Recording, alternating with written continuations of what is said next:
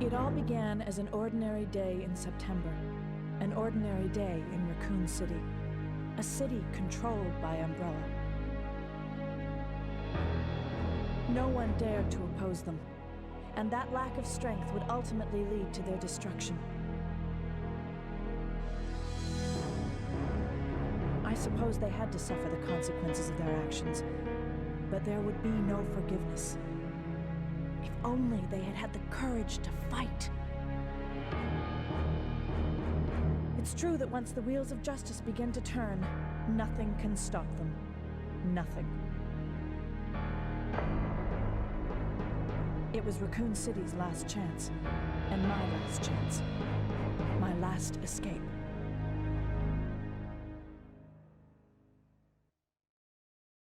This is Chopper Delta, preparing to drop off at area E95070. Over.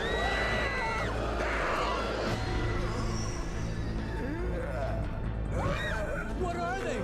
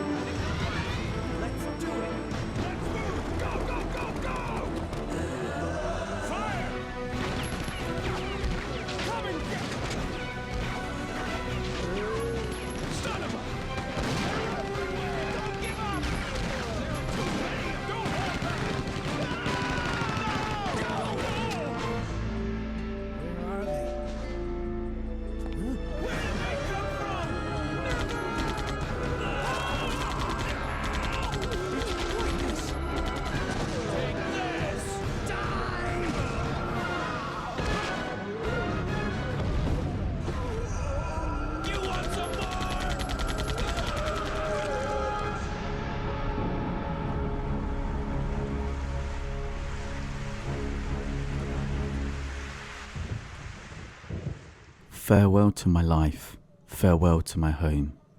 This is my last chance for survival. This is my last escape.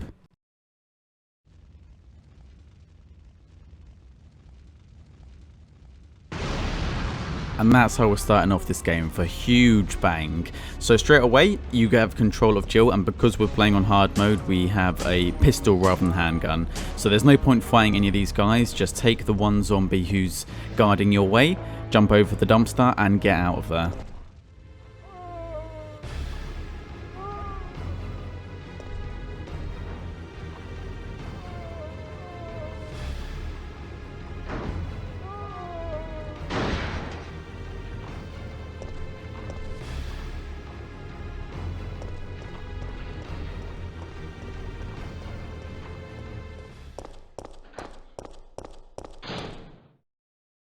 September 28th, daylight.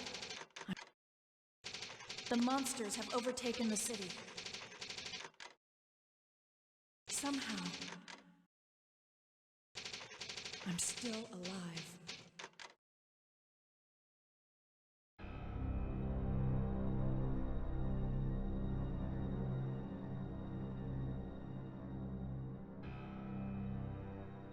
Okay, we've got to get out of here.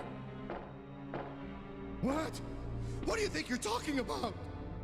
I just lost my daughter out there! How dare you tell me to go back outside?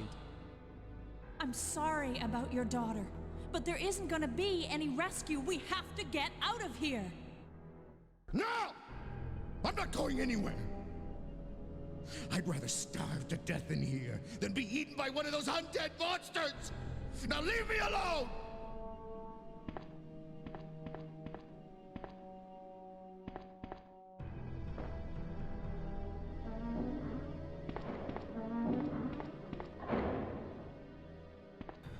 So Dario's just going to lock himself, and then that's the name of the character, Dario, because we can come back to this area later and pick up his diary.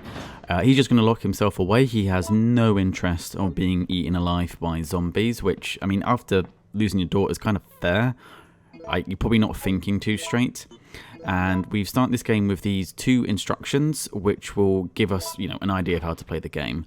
And I'm not going to talk through them. We will be coming across some files later on, and I'll be reading through the files as it goes through. So it'll kind of like quickly skip through it like it's just done there, and then I'll read it after the fact. So you'll kind of keep hearing it as the game progresses. So hopefully not to slow us down.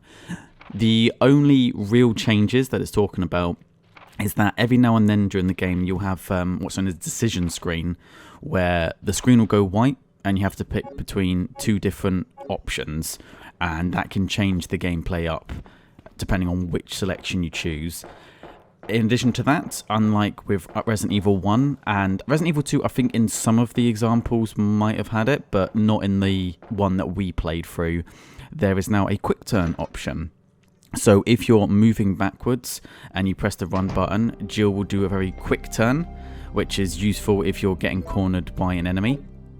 And in addition to that, we have something called a reloading tool. So we'll have this gunpowder that we come across. So you've got gunpowder A, B, and C. And if you combine different quantities of them, and then use the quantities on your reloading tool, you get different ammunition.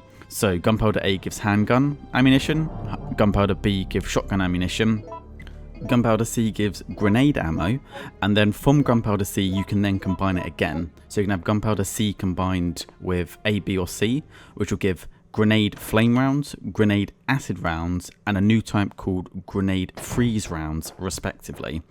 And then you can also combine CCC, which will give you magnum rounds. And the amount of ammunition you get does tend to scale up. So if you use 3 C rounds together, because it is, a lot of gunpowder using, it's not like you'll just get a small amount. You get something like 36 magnum rounds, give or take. It also takes into account your reloading skill. So as you go through the game, the more you use the reloading tool, the more adept you become with it, meaning that you will get more ammunition for the same amount of gunpowder being used. And there's a little caveat to that as well. If you use a lot of gunpowder A or gunpowder B, at a certain point, you'll be able to use upgraded handgun ammunition and upgraded shotgun ammunition. So already off the bat, there is a lot of new tools at disposal here than we've had from previous games. In fact, there's 2 different handguns and 2 different shotguns we'll be coming across.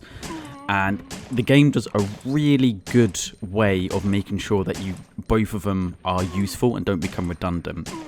So at the moment we're using the standard handgun, as it were. And later on we come up with, for this playthrough you can come across an upgraded handgun. You don't necessarily come across it. In fact, there's a few things you have to do, so you can entirely miss both upgrades. But for this playthrough, we're going to be grabbing that. And what it does is that the upgraded version of the handgun and the shotgun is, for the most part, better in most regards. Less so about the shotgun. There's a few aspects about that I'm not too fond of, but we'll come to that when we get to it. But the upgraded handgun is straight up just better than this handgun in every way. It fires quicker, you have less of a recoil animation, and there's also a 5% chance that when you're shooting a zombie, it will do an instant headshot and just blow his head up. So already you're getting more efficiency in that regard. However, the upgraded handgun and shotgun, neither of them can use the upgraded ammunition you get from the reloading tool. So there's a really clever way that the game has been able to make both weapons useful in different situations. But yeah, by coming down here, we've picked up the lighter fluid, which is going to help us for a puzzle a little bit later on. And we've already picked up the shotgun. So this game wastes no time in giving us some of the good weapons. So the herbs we're just going to leave for now because we need the space moving forward. You'll find that for the most part I leave a lot of the herbs around just because I've played through this so many times and I'm quite confident on my ability to go through it. I'm pretty certain if you've listened to any of my other commentaries, you've probably heard me praise this game so much because out of the original 3, this is by far my favourite. I mean, just everything. Resident Evil 2, one of my favourite parts was right at the beginning when you're running through the town and you just see all of Raccoon City just completely fucked up and you're just going through it trying to get to your destination, but you just see how this whole town has fallen to pieces. And a significant portion of the early game is, well, I say the significant portion of the early game, like over half of this game is just going through the city, just seeing all the devastation at hand. And that was what I thought was like the most memorable part of the second one. So you come across some survivors here and there, and we just see everything's just gone to shit. So Resident Evil 3, out of the original 3, I would probably consider the most difficult. And ironically enough, it's the only one I completed when I was younger. I think a big reason for that is that the puzzles aren't as esoteric as they are in the previous two. You're not having to deal with like weird ass like cradle to the grave puzzles or emblems and stuff like that, apart from a couple later in the second half. But in the first half it's mostly, oh, you need a wrench to open this, or you need a crowbar, you know, it's fairly obvious.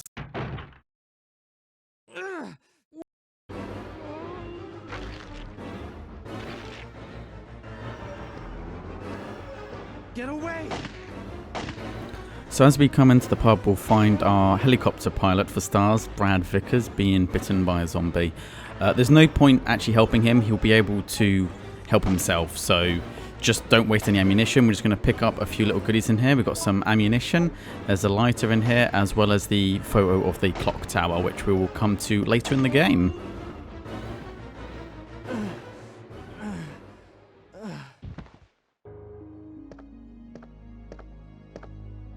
Brad, hang in there. Why isn't someone doing something about this? I didn't know you were still alive, Jill. The police aren't trained for this kind of situation. What could they do? Listen, he's coming for us. We're both gonna die. What are you saying? You'll see. He's after STARS members. There's no escape. So yeah, the postcard was to just say that there's a clock tower, St. Michael's clock tower, which ends up becoming an area later on. And I do apologise, there was that weird little mip there. All of these games were played through an emulator, so every now and then there's like some weird like audio glitches.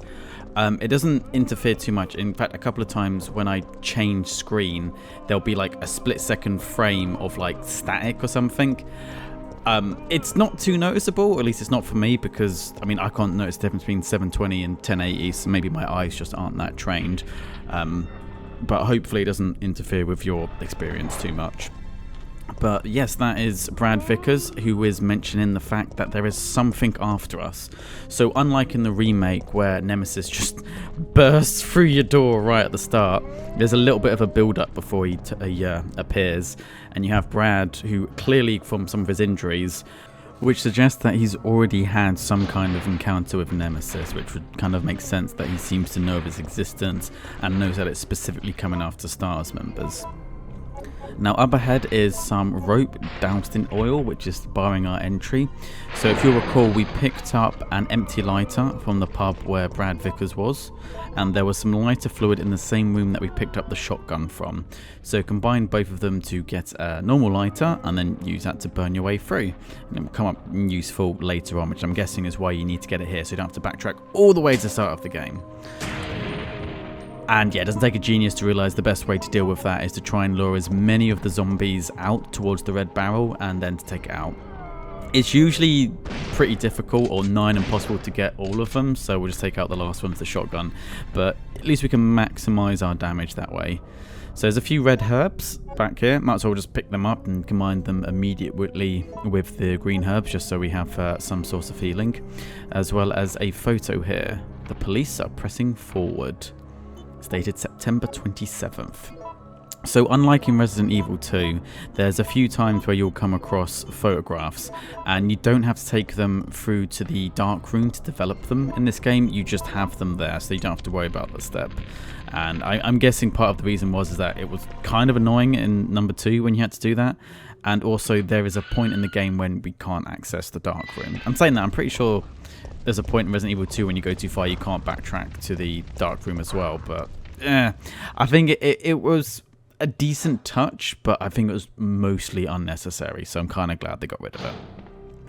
Now, if you are playing through this for the first time, you've got to this point, might I highly suggest you save it if you're going to consider doing the second option.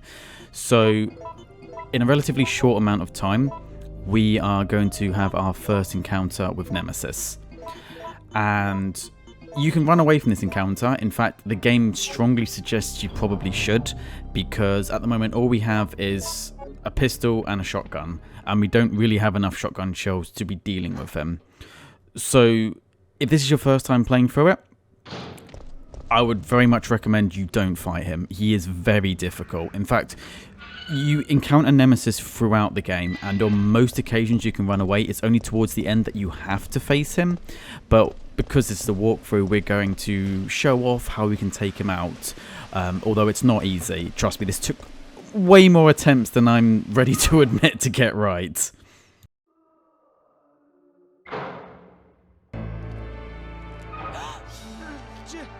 Jill! Brad! We've got to...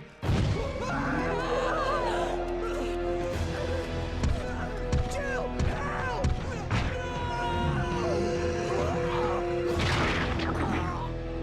No!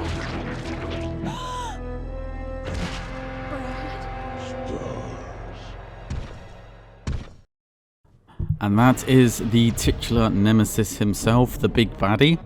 And as we can see, this is the first option we have. So you can either enter the police station or fight with the monster.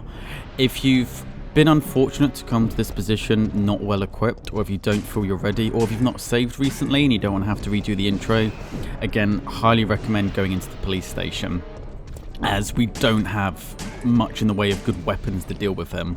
I mean, fortunately there is quite a large amount of space here. We can fight him in the police courtyard, so there is, you know, it's a nice big square area, so it's not, we don't have to worry too much about like getting caught on obstacles or anything, or being caught in a small area. Now, the way to beat Nemesis is to kind of exploit his AI a little bit. So Nemesis is a much bigger threat than any of the tyrants we've faced before. I mean, in 1 and 2, when we came across like Mr. X most of the times, apart from the final time we fought him, and the first time we came across a tyrant in the first one, they just very slowly walk towards you, and you can just plug away. And maybe if they're at a specific distance, they'll do like one quick like slash attack, but that's about it. Nemesis AI is much more advanced and is actually kind of impressive for 99. So as you can see what I'm doing here, every time we try to run past him, you want to make sure that you run past on his right side, which is the same way that we dealt with the advanced Mr. X in Resident Evil 2, because when he gets close to you, he will almost always try to attack by grabbing you with his left hand. So if you try to pass on his left side, you're going to get caught. And in addition to this, what you want to do is just try and keep, I'd say, a medium distance. So this is the halfway point. He gets downed once when his health is low, and so we're going to pull out the shotgun and do a bit of damage. And we get kind of lucky here. He does this sprinting attack, and if you're at just the right distance, you can stay in the middle of it and do a little bit of damage here. And yeah, we've just run out of shotgun shells, and that's when he stops. So he'll do the sprinting attack, but if you are fortunate enough to get him in that kind of like stuck in doing the same animation, after a short period of time he will realize he's stuck and break out of it. What you generally, oh, that was a close one. What you generally want to do is keep a medium distance away from him. So if you run too far away, he starts doing the sprinting attack, and because he does such a quick like lunge at the end of it, it's really difficult to dodge there, and I got quite lucky there. Also, whenever he does the sweeping animation, you want to get a distance from him and then wait until it's finished, because if you shoot while he's still doing the grabbing animation, he'll almost always start sprinting after you. And that's him, his first fight taken down, and at time of recording, my sphincter muscles were now able to relax. So that's one of the more difficult encounters you have with him, just because, you like I said, you're not really equipped for him. But don't worry, he has plenty of more up his sleeve. He'll come back later with a rocket launcher. He'll come back great and mutated. So if you thought that was all there is, he gets tougher and tougher as the fight goes on. So the first time you fight him, it's because you aren't well equipped for him. But that doesn't mean that he doesn't get stronger later on to account for you arming him up as well. So by taking that fight out, we're able to pick up Brad's stars card, which means there's a little bit of backtracking we don't have to do, so it just saves us a little bit of time. And we get the first of several drops that he's going to have, which gives us the Eagle Parts Part 1. So that's the first of 7 encounters you're going to have with Nemesis. So there are 7 times where you can come across him, and you can choose to run away or fight him. If you choose to fight him, he'll drop a specific item, and there's a little bit of caveat to that, because a couple of times actually where you can just incapacitate him, like as if it's the first down because of some options, and then he'll drop the item anyway, and then you just run away from the second form because you don't want to waste the ammo. So the first time he'll drop the Eagle Parts A, and the second time he'll drop the Eagle Parts B. So combining both of them is going to give us our upgraded weapon. And I'll talk about the rest of them later. Let's move into here to see Marvin from Resident Evil 2. Marvin's report. September 24th. There are reports of a theft in the municipal building before dawn. A jewel-decorated clock at the main gate was damaged. 2 of 12 gems that are installed on the face of the clock are missing. Due to a lack of available officers at this time, I have no choice but to suspend the research of this case. Signed, Marvin Branner. Report. September 26th. Based upon an autopsy report of a 42-year-old restaurant owner, I have discovered that he has one of the missing gems. He apparently took shelter in the police department at about 10 AM, where he was shot to death within 10 minutes of having developed the symptoms. Since the city is currently under martial law, we are forced to suspend this case. At this time, we'll keep the gem as evidence. Signed, Marvin Branner. And a rare example of a female zombie there, which don't make too much of an appearance in any of the games. I think there was a couple in the second one, especially towards the beginning part, where you try to climb over the dumpster. I'm pretty certain there was a female zombie there, but for the most part they don't make that much of an appearance, so nice that they take the time to make the models for that. Now this section I'm going through here, completely didn't need to do, and I was kind of just running on autopilot when I was doing the walkthrough. So you see me running here, realize not to be in here, and run out. So you'll see something shining on the desktop there, and that is a STARS card key. So if you chose to take shelter in the police station rather than fight with Nemesis earlier on, then you would have to come here to get the card key to then go back to the main hall to activate the computer. Using the card key with the computer will then give you the password, which in the case of this playthrough was 4011, which I think it differs sometimes. There's a little bit of there's a couple of combinations it could be, and just, well, this time and to be 4011, which you then use in the evidence room to get the key, which will then be used as we go upstairs. So there's a little bit of backtracking we've been able to avoid by taking out Nemesis the first time we come through. Not a huge amount, but, well, we've also got the handgun parts, which are the bigger prize we get from facing off with them. But yeah, it's just something that you're able to bypass and not have to worry too much about. David's memo. My sanity is at its end. I still can't believe this is happening. We lost another man yesterday, Maya, one of our better marksmen. He saw me panic once we were overrun by the zombies, but he came back to save me. But when the time came to return the debt, I ran. I can still hear him calling out my name. I can still hear the screams coming from behind, the sound of his flesh being stripped from its bones. I was afraid. Terrified. It's the 27th. The fight to stay alive continues. I took out several zombies who managed to break through the barricades. Now I'm cutting through the chill with whiskey, unloading my Mossberg on anything undead. That shotgun's become a close friend of mine. I've blasted many a zombie into fertilizer with it. We've lost 13 men as of yesterday. In 3 hours, we'll bicker over trivial things in the meeting room. It's a total waste of time. When I finish this bottle, my old friend Mossberg will be turning one last body into fertilizer. Peace at last. I can hardly wait. So, interesting enough, that's actually a document that appears in both Resident Evil 2 and 3, so it's nice that it makes a bit of a recurrence here. Presumably, when our characters read these files, they don't actually pick them up. They pick them up, read them, and then put them straight back down. But we're back up in the STARS room, and we're fortunate enough to grab the grenade launcher, or unfortunate depending on your point of view. So the Magnum and the grenade launcher both occupy 2 slots in the game, and which order they appear is completely randomized. So you might get the Magnum here, you might get the grenade launcher. It's just down to pot luck, really. And by checking Jill's desk, we're going to pick up her lockpick, which unfortunately does take up a slot in this game.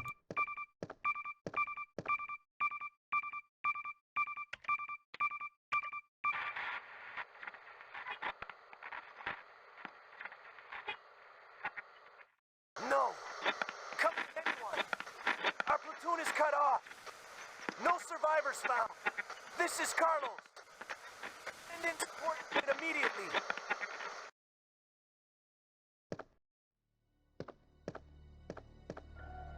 And that is the first we hear of Carlos, who is going to be a character later on. And I kind of screw up here. I left the room. I meant to pick up the file in there. So I'm just going to do a quick 180 and go pick up the facts from Kendo. Facts from Kendo. To the boys at Stars, I have some good news for you from my brother Joe. He has finalized the new handgun for official use. It's the M92F Stars Special, but he calls it the Samurai Edge. It's the most balanced of the Kendo custom guns. Joe said if you miss the target with this, you should carry a teething ring instead of a gun in your holster. The goods will be delivered along with the proper documentation. I'm sure you'll be surprised when you see what kind of excellent parts are used for the M92F. I know that you'll want to thank the good people who developed it. Sincerely. Now, how good is that for building suspense? When I played this as a kid, after going through there, I'd come through there, hear the class, and noped, paused the game, went out. Because Mr. Nemesis makes his return. Only this time he's brought a toy with him to make life a little bit more difficult for us. So, Nemesis, unlike tyrants in previous games, are fully capable, or sorry, he is fully capable of following us from room to room. This room is a little bit too small, so because there's no opening door animation, he can only follow us when we've moved away from where the door would be, so that he can come through. And there we go. So because he has a rocket launcher, what we want to do in this particular fight is try and waste his rockets. He has a limited number, after which he's out of ammunition. And I mean, the rocket launcher itself is actually a lot easier to dodge than his attacks, but the difficulty comes from the fact that you don't know if he's going to be shooting rockets at you or hitting him with melee. So we want to get rid of that. And there we go, 5 rockets and he's done. Now make your way into the room where we first saw Marvin, because if you stand in the corner where the bookshelf is, you can get him stuck on the doorway here. And this is probably the best way to take him out, is to try and cheese him on this like small area. Because as you can see, even with a grenade launcher, he takes a beating. So any advantage we can use to give ourselves a leg up, we absolutely want to do. So yeah, we've managed to, unfortunately... I said the AI is actually quite intelligent in this, so the AI realised he was stuck there and changed his movement. So what we want to do is get ourselves back into position and start plugging away at him again. The biggest danger you're in during this situation is when he's moving towards you and he realizes he's stuck, and then he tries to move around, because as you'll notice from his orientation, you're going to be passing on his left side, which is usually the side he grabs you with the arm. And we were very, very lucky there that he managed to whiff that blow. So move back in and just try to keep this position. Fortunately, once you've taken him down the first time, his second form doesn't have as much health, and there he goes. He's had enough for now. Obviously not dead, he's going to show up again, but that's why we want to use the grenade launcher for the first section, because he doesn't have as much HP for the second portion of his life. So put all of the damage, just load up on him early, try and take him out as quick as you can. Just put all of the heavy damage, all the grenades up front if you can. I'm just going to quickly make a pit stop to pick up our upgraded handgun, which we're going to be using from now on. So as I said before, the handgun that we start with, the initial one, can use upgraded ammo, but we're not going to get that until much later in the game. And to be perfectly fair, I kind of prefer just using normal ammo with the upgraded version, so it's not something we're going to be making much use of in this playthrough.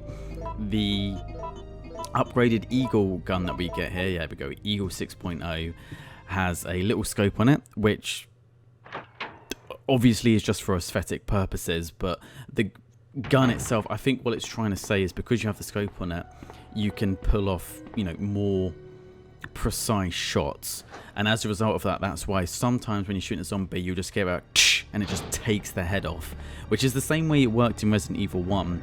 There was just a percentage chance that you would just cleave the zombie's head off in a go, which they dropped Resident Evil 2. Maybe they thought that randomized chance didn't make for the best gameplay element, and like that whole discussion is a huge rabbit hole about how randomization can screw you over and whether or not it is and isn't desirable in games. Veterans of XCOM games will probably be on both sides of the fence, depending on how often a 95% shot has failed them, but I digress. So with the lockpick and the grenade launcher, we've done everything we need to do in the police station. So for those of you that were worried that it was just going to be a rehash of what we had in Resident Evil 2, we don't spend a huge amount of time in the police station, probably because they were aware that people might get pissed if they tried to reuse the assets too much. That's that area done, and Brad Vickers' body is no longer to be seen. Funnily enough, and you can't see this in my walkthrough, but it is possible to come across a zombified Brad Vickers in Scenario A of Resident Evil 2, and the way to get him to appear is to go through the entire beginning city section and get to the police station without firing a shot, which, you know, you're not going to do unless you're actively looking for it. Mercenaries Diary, September 1st. Following 6 months of intensive training, my body's edge had returned. I was a good soldier, but they ordered my execution with no reason given. I was tortured and forced to give a false confession.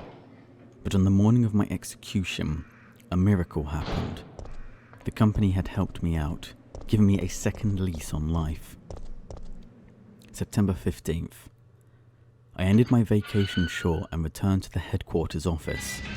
It looks like the UBCS unit's been called into action. Umbrella maintains its own paramilitary unit to counter corporate terrorism and VIP abduction. In addition, they have nightmen who specialize in handling problems caused by illegal products. I'm currently a member of the latter. September 28th. Dawn's here, but we're still slogging through this nightmare. There are no provisions of any kind here. The undead walk the streets, feeding upon the flesh of the living. Given the choice again, I would rather have been executed. Death row was a heavenly asylum compared to this place. I've chosen to pull the trigger on myself, in the hope that my dead body won't come back to life. So that's the second person who's decided to turn the gun themselves, and, you know, given the current situation, can't say I blame them too much. So moving into here, we have a few of the Cerberus, and bam, bam. Those are the headshots. I got very lucky with the percentage chance there and managed to get 2 in a row. You probably noticed already from the way that the gun's firing, there's so much less recoil to it. She even holds it slightly to the side, which, you know, just adds to the cool factor. So I appreciate that. And one thing I didn't mention before, just because I didn't have an opportunity to, when we picked up the Mercenaries Diary, you might have seen a weird creature crawling in the background. And that's a new kind of enemy that we're going to be coming across soon, called the Chimera. And there's just so much this game does right about setting the atmosphere, about setting the tension. You'll hear the glass break. It's like, oh shit, as Nemesis made it into the building, because presumably most of the time you would have run from it the first time, because fuck trying to fight it. And then you go to pick up a diary and you just see something slink in the background, but you don't get enough of an opportunity to see what it is. Like, there's so much this game does right, and I don't understand why it's not talked about more. Like, everyone talks about Resident Evil 2, and don't get me wrong, Resident Evil 2 is a really, really fucking good game, but I feel like out of the original 3, like the original Resident Evils on the PlayStation 1s, this is the best one. I'm gonna say that. Like, this is the pinnacle of what they could do, and fuck, not enough people talk about it. It's so good.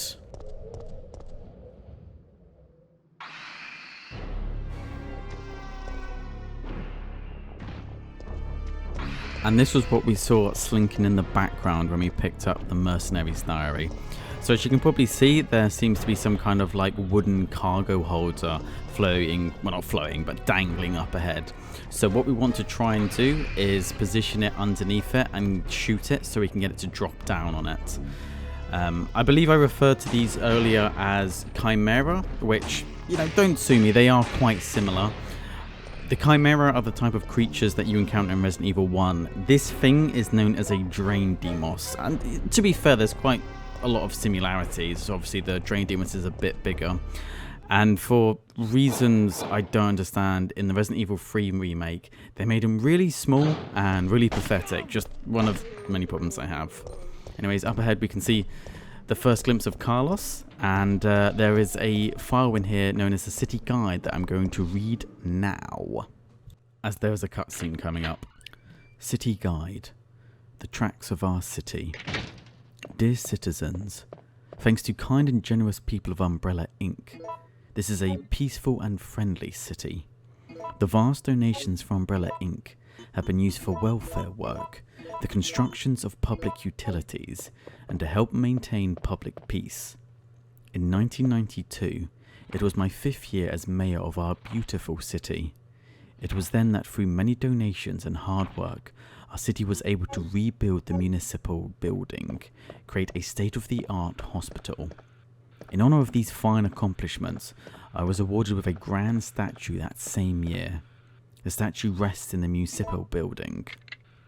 I came to the city as an engineer more than 35 years ago. I made contributions to the electric systems and to the installation of the cable car. I pledged to follow the tradition of this fine city and will devote my life to its prosperity. The Mayor of the City, Michael Warren. What's that? Calm down, lady. I'm no zombie. My name's Carlos, Corporal of Umbrella's Biohazard Countermeasure Force. What's your name? Jill, did you just say you belong to Umbrella's army? Yeah, we came all the way out here to save you civilians, but the mission went bad the minute we landed.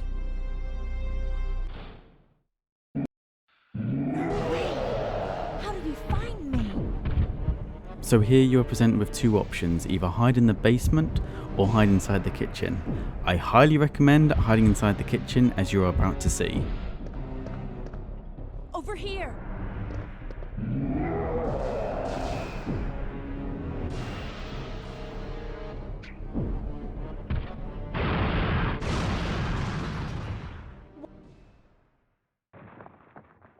Are you crazy? You could have barbecued both of us! So by hiding in the kitchen, we will throw a lamp into where there is a leaky gas and blow him up. And this means that we can pick up the item from him without having to actually fight him. He will continue to chase us, however, so we want to hot tail out of here as quick as we can.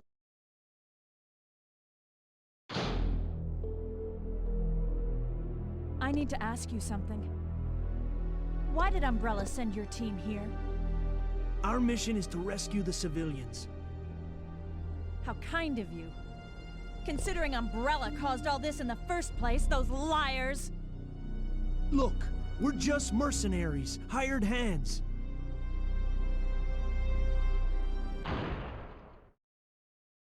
No time for talking. If you can believe me, then join us. Think about it.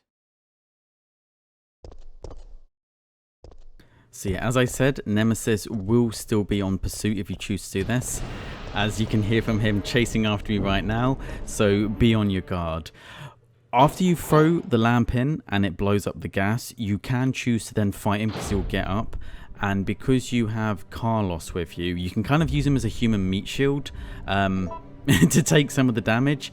He does have a machine gun, so he can help pump quite a little bit of damage out. So it can be useful if you want to deal with him and not have to worry about him chasing you around, but I consider it a little bit of a waste of ammunition.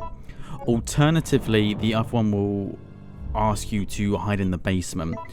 If you hide in the basement, there will be a leak and the whole place will slowly start filling with water.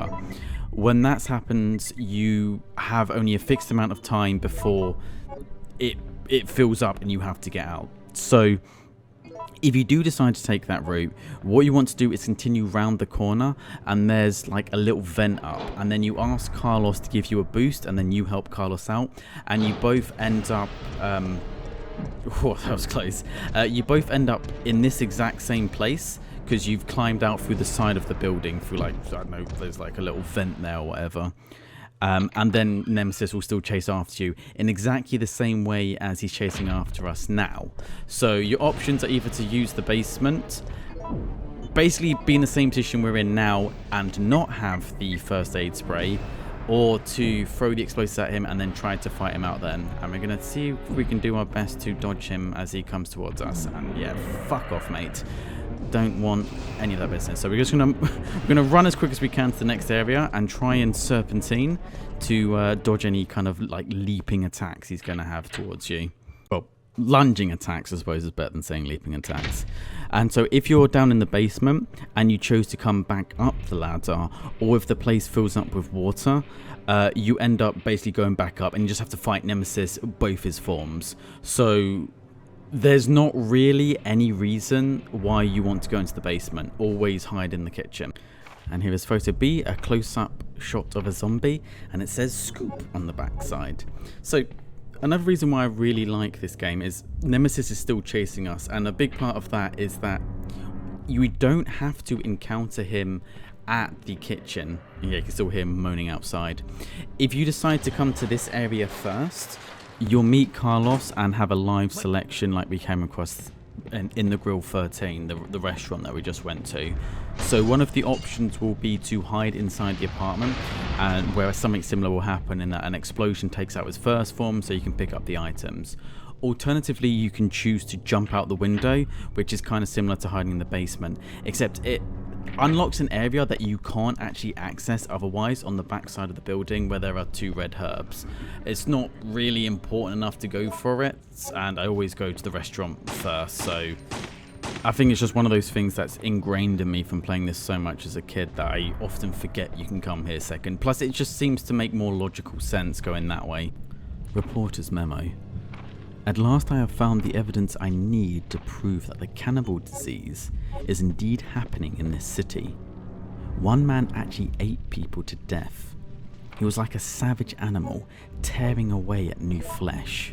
It was completely disgusting. I have heard rumours that many people are also suffering from this disease now. However, the cause of the disease is not yet known. Is this another mystery of the present disease? I will have to check on it. They have placed Raccoon City under martial law because of the cannibal disease. I have lost contact with the media outside of the city, but I won't give up. As a journalist, I won't keep my eyes shut and walk away. I have a duty to the people and my profession. I don't think the disease has spread nationwide yet. I believe that this city holds the key to its creation and cure. In fact, I'm sure of it. The military has set up blockades around the city to keep people from escaping and spreading the disease. Most of the citizens have either died or have come in contact with the disease. I know that it is the right decision to quarantine the city, but I can't help but pity myself. If I am infected or eaten, it doesn't matter. My fate is already sealed. All I have left is my journalism. I won't give up until I solve the mystery of this deadly disease. I have just discovered that the disease is not spread through the air, but by some other means. Now, Nemesis can't follow us any further. I know he's been chasing us for a little while. Once we get through the section with the 2 gems, he won't be able to carry on any further. And you can tell when Nemesis is and isn't stalking you by whether or not the ominous music is playing. So for the time being, we know we're safe. What we're going to do is progress forward, and up ahead is a tram line, a tram cable car, which the next part of this game is going to be finding the parts to repair it so that we can get to the second section. I'm going to take a time off now because there's a file in there that I'm going to start reading as a cutscene is going to play immediately afterwards, so if you'll bear with me. Mechanics memo. I know that you're intimidated by your new job, Kevin, so let me tell you how to make sure that you and your trains get along just fine. You see, these carriages were made in 1968 and then imported from Europe. Sometimes they get rickety, but they still work because they are simple, stubborn, and strong. We can always depend on them. If they have a bad day and are malfunctioning, you'll need to take a good look at their circuits for any trouble. Once you discover what's wrong, you'll be able to fix it easily. I'm sure that you'll be able to avoid these nasty little malfunctions if you check the parts every day. These old trains will surely have problems if you don't remember to check them out. Just remember that if you need to replace anything, you have to choose a suitable part. When I say suitable, I mean that even if you can't find another original part, you'd better find something that works good enough. Even with regard to oil, you must always prepare good quality oil for these trains. Never forget, Kevin, that a man may betray others, but a machine won't. You're one of the survivors from the rescue team, right? I just ran into your teammate, Carlos. How did a girl like you manage to survive? Hey, I'm no ordinary civvy. I'm a member of STARS. Stars? You mean the RPD Special Force Team? Hey, is someone wounded back there?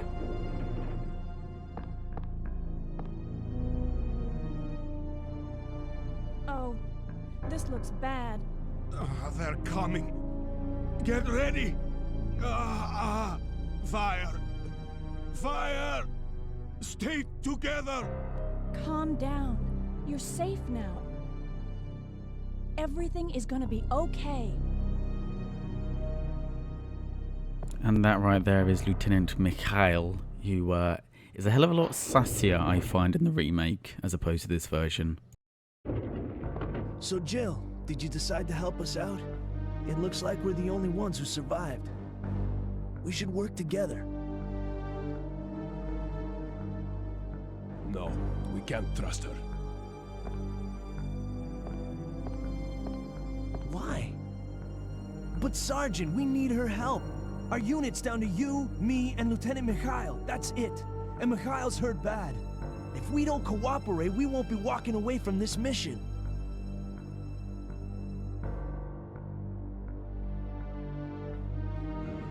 Fine.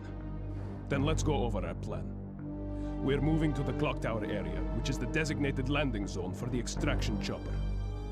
Once we get there and give the signal, the chopper will fly in and pull us out.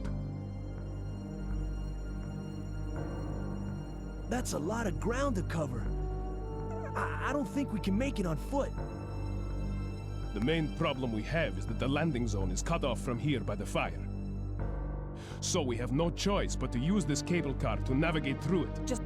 Fortunately, we can also use it as a moving shield to get us through the worst areas. That works for me. Good plan, sir. Okay, people, let's get moving. Jill, put this on. So no, Carlos wasn't trying to get us to put any kind of dress on. He's actually been quite helpful and given us the side bag. And as you'll find, we now have 2 extra slots, so we can carry 10 items, the same as if we'd picked up the side pack in Resident Evil 2, which is going to be useful because we need to go on a bit of a scavenger hunt now.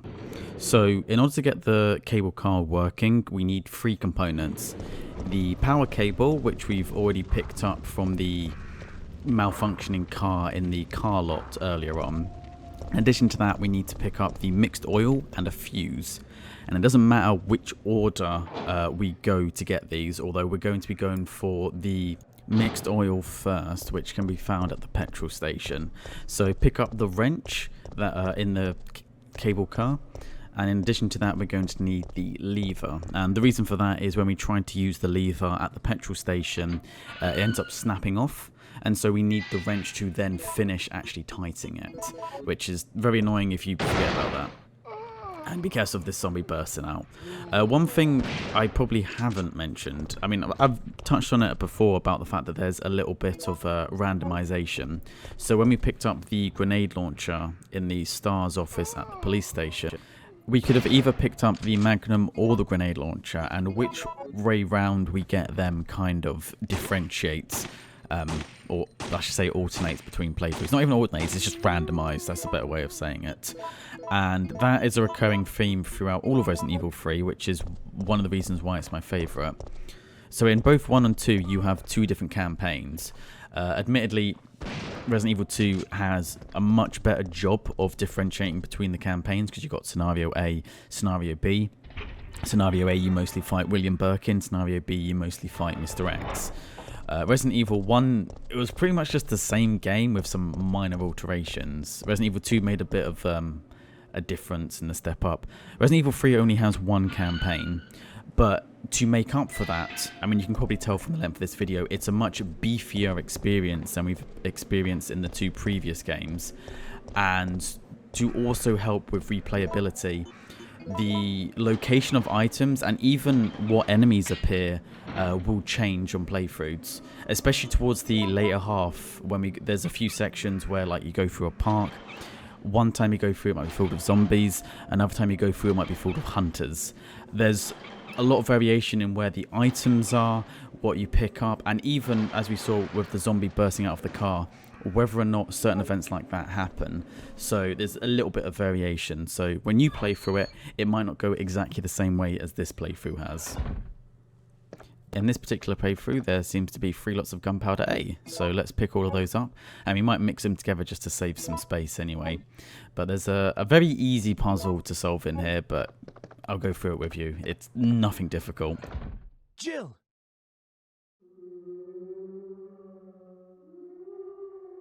Hey, the zombies are getting restless. I know. I can hear them. What's going on? Jill! What's wrong? They're coming! They must have sniffed us out. They know we're here. Hey, calm down. Any objections to my playing hero this time? What are you doing? Carlos! So Carlos feels like being the action hero here. Might as well just let him do it. It saves us some ammunition and time. So the puzzle in here is a very simple one. In fact, there was a very similar one in Resident Evil 1, except it had a 3x3 square rather than 4 like this. So we've got to activate this 3 times, and there'll be a number lit up. So it might be like B or it might be C or something.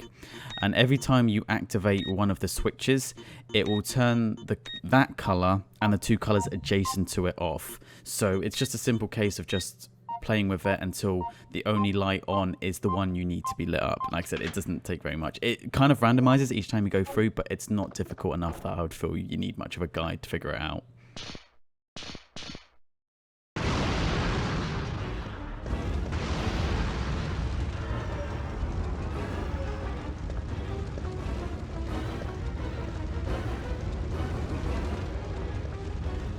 And because it's fallen into disrepair, the whole thing goes up in flames, so we're not going to be coming back here. Carlos!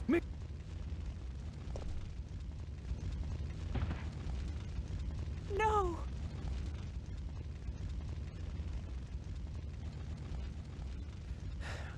Relax. I'm not dead yet. Are you okay? I'm fine. That hero stuff is harder than it looks.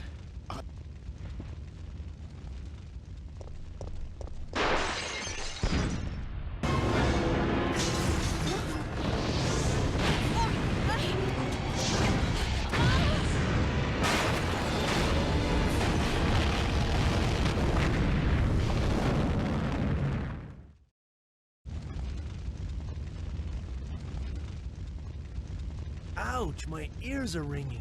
We both should be deaf by now. Okay, I'm gonna scrounge up some equipment. There might not be any at our destination. So in case you're wondering why Carlos seemed to be absent during the cutscene, there's a few different ways, as I mentioned before, that you can kind of play through it. So at this section of the game, you need to grab all the items to get the train working, and you can do them in any order. In fact, we haven't even got all the oil yet. Although we've picked up the oil from the petrol station, we still need to get the oil additive. So there's still a few things to grab. And depending on what order you do it in, Carlos might not appear at the petrol station, which is why during the cutscene he just isn't present and then instantly comes back after the fact. Now, after you've been to the cable car, that door will now be burst open by a group of zombies, which is going to allow us to access this statue of the Mayor Michael Warren. I am the mayor, after all. Sorry, dumb joke. So we're going to pick up the book from them, and in fact, I don't think we even got an opportunity to look at it, so you won't recall unless you've played through it before. Near the restaurant where we first met Carlos, there is a section on the outside, which is where we're going to now place the book. So we're going to backtrack through there. This section is, I guess, kind of a lot of backtracking, but one aspect about it that I like more than I think the previous games is that the area will continuously populate with like different enemies. Well, not continuously, but you know, it usually replenish every now and then based on key events. So it's not just, you know, replenishing through empty streets, which gives you the sense that you are in a dead city. You know, there are zombies everywhere and they're constantly coming in. So you need to get out because eventually your ammunition's going to run out. The zombies are near inexhaustible. So by placing that book in there, we can now pick up the bronze compass. The future is in our hands. If we had tried to do that without placing the book in, then a water fountain will start spurting down, and because of the electrical circuitry that you can see flaring up there, it's electrical water, so we can't pass back through. So you can't grab that unless you get the book first, and that's going to be useful to... well, not even later on. You want to now head back to the statue of where Michael Warren is and place that compass in him, which is going to cause him to turn around, and you can then retrieve the battery from him, which seems kind of strange at first, but I think what they've tried to do to make it not seem quite so nonsensical is from the city guide that we picked up a little while ago.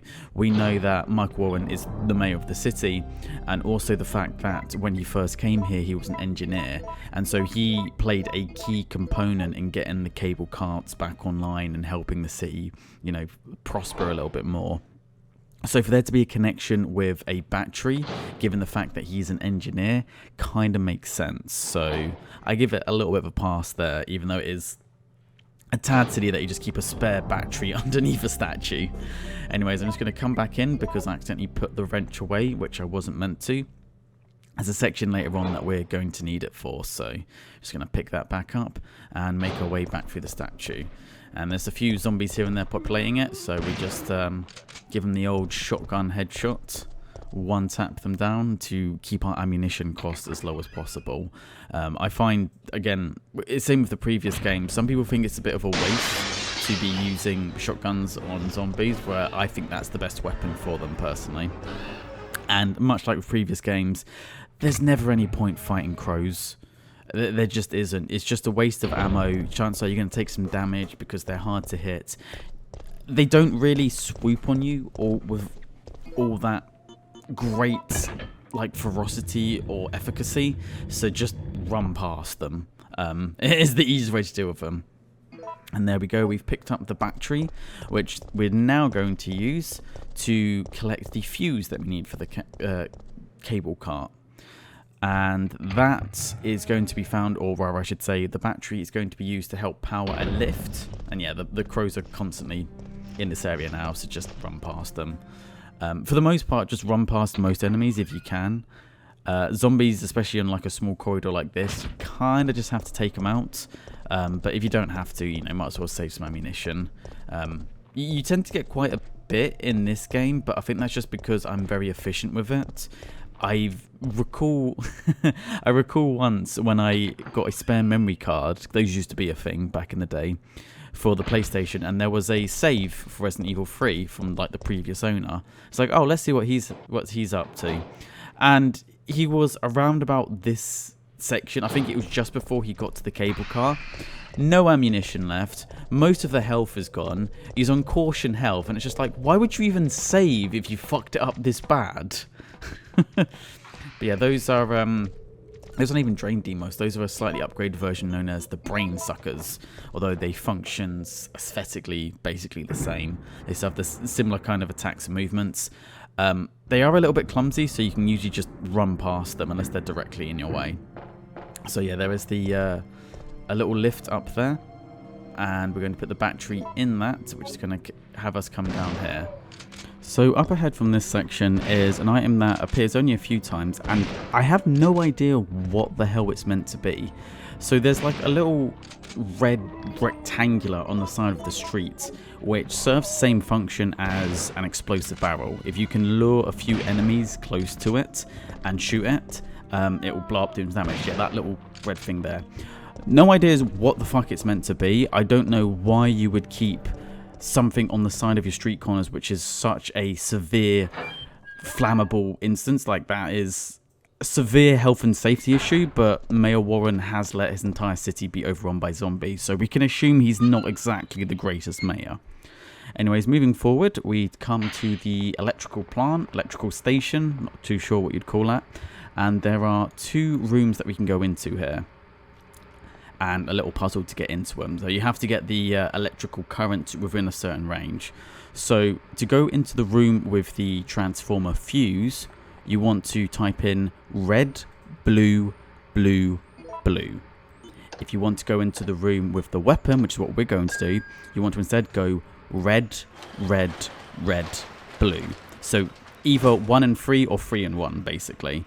And coming into here, we're going to pick up the weapon that we didn't pick up at the stars section at the police station, which is the Magnum, which, oh, I've missed the Magnum. It's so overpowered in the Resident Evil games.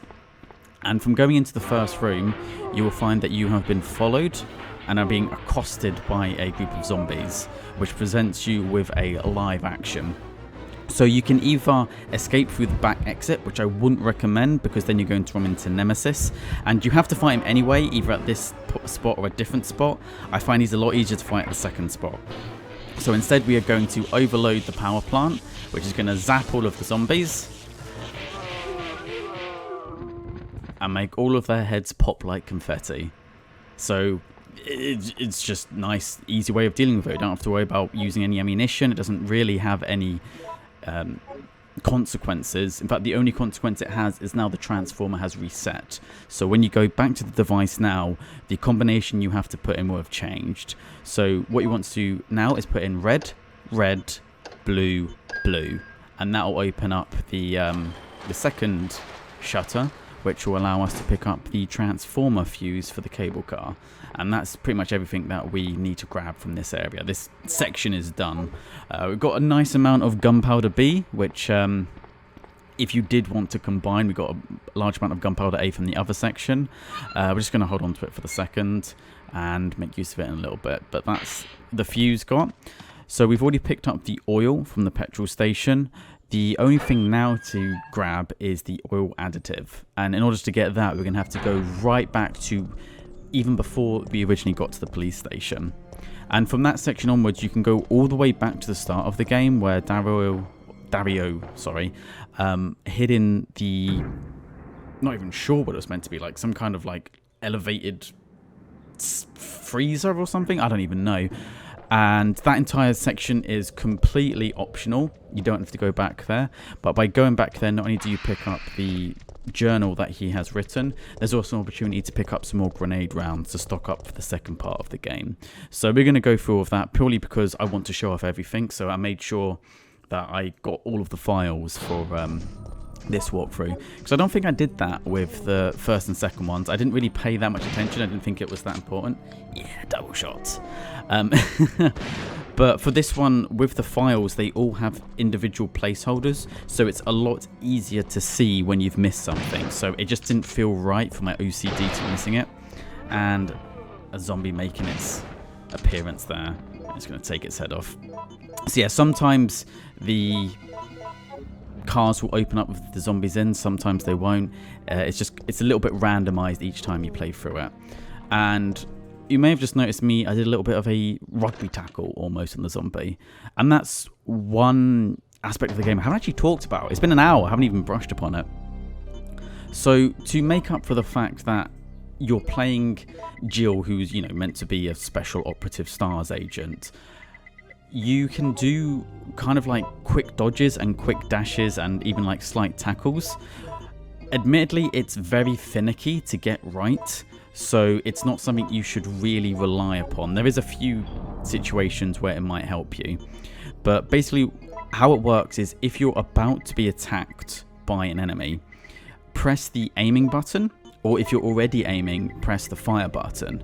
So because it uses those controls, a lot of the times you might find that Jill will occasionally do these maneuvers even though you weren't intending to, because it's tied to the same actions you would be using to try and take out a zombie as they're closing in on you anyway.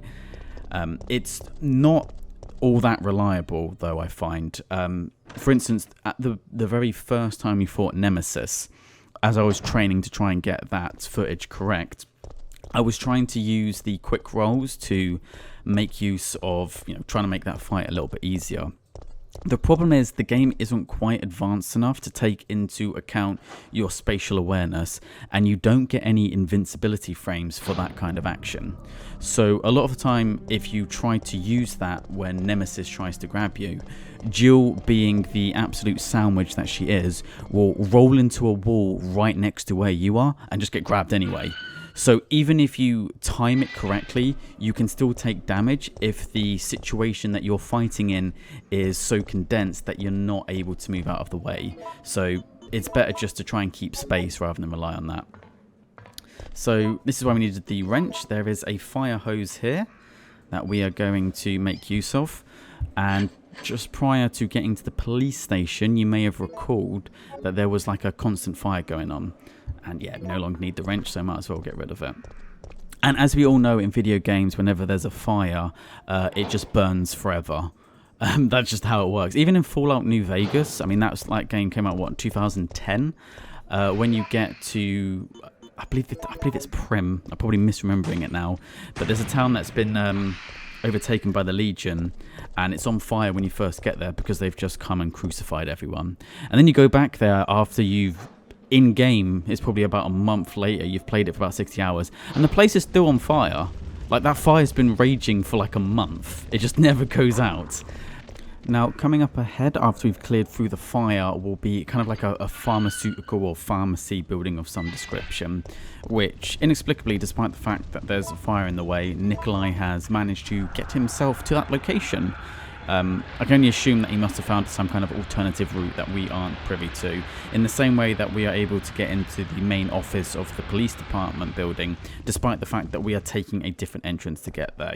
Just go with it. When you get there, there is a password required to get to the back room, which will change every time. Well, not every time, but there's 3 different combinations it can be.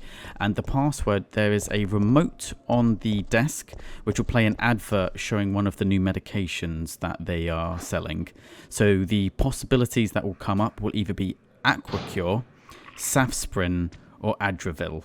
I've put all of those in the description in case you're unfamiliar with the spelling, but you shouldn't really struggle with it. If you get to this when you're playing through, just pick up the remote, play the advert, and you'll be able to see what the password is there. Wait!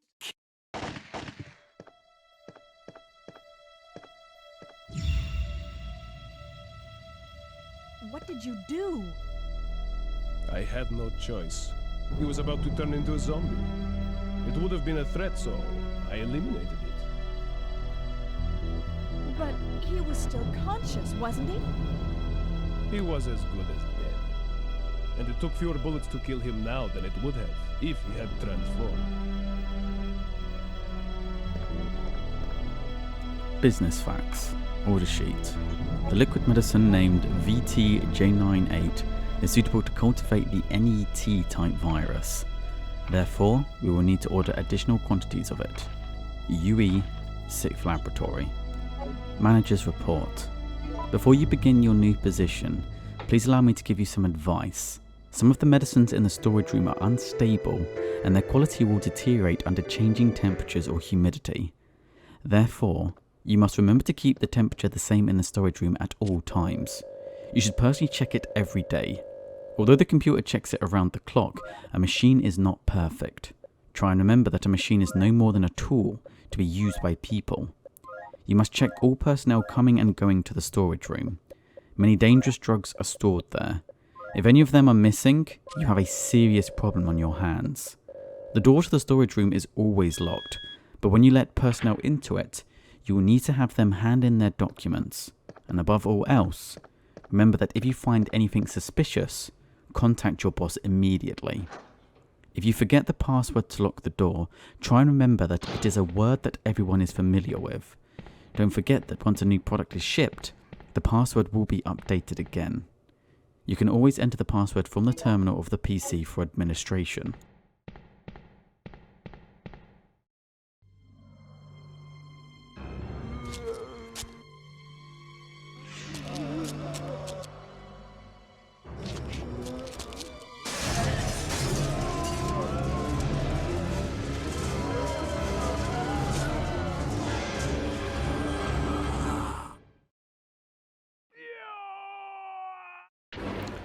So yeah, now we're stuck in the back room. Of course we're going to get attacked by a horde of zombies, but it's nothing too much to worry about. I mean, we have the ammunition to get through this normally anyway, but as you might notice, there are these valves on the sides here that if you take a shot of them, will shoot out a spurt of steam.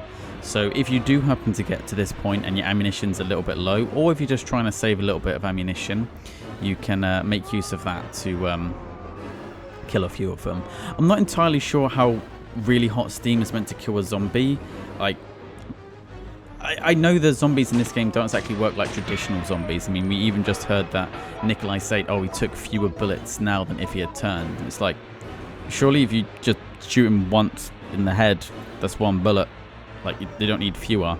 But then again, as we've seen from the remake, headshots don't kill them in one hit. Like, it's a bizarre universe. So they just seem to take a lot of physical damage. So if it was a traditional zombie, I don't see how steam is going to get hot enough to be able to cook the brain. At least not if you're just kind of caught with it. But in this universe, you just need to deal some damage and we'll take them out. So yeah, there's not just the zombies that come to chase you back here. This whole area is kind of filled with them, so be careful. If you try to make your way through like I have, it's quite easy to get caught up on a few of them, especially because the area is relatively condensed in, like, it's quite easy to kind of get cornered. So shotgun's the way forward, and yeah, let's take out this brain sucker. And I kind of waited that second shot, so when these brain suckers or drain demos are getting up, there is a small period where they kind of have invincibility frames, and the hunters in Resident Evil 1 had the exact same thing. So you kind of want to hold your shot for a little bit before firing again, otherwise you do what I've just done there, where you waste a ton of ammunition, which isn't ideal. And yeah, a bunch of blue herbs there if you do get poisoned. There is blue herbs in this game, which didn't exist in Resident Evil 2. Just wasn't a thing. And hasn't been a thing for quite a lot of the Resident Evils. I think they tried to get away from the whole blue herb anti-poison. And here he is, the big man himself, which we could have fought at the electrical plant. But as I said before, I think he's far easier to take out here. So he'll come at you, and he has a rocket launcher when you fight him this time. So what you want to do is get some distance and try to get him to waste a few of his rockets before we're going to move into the next room.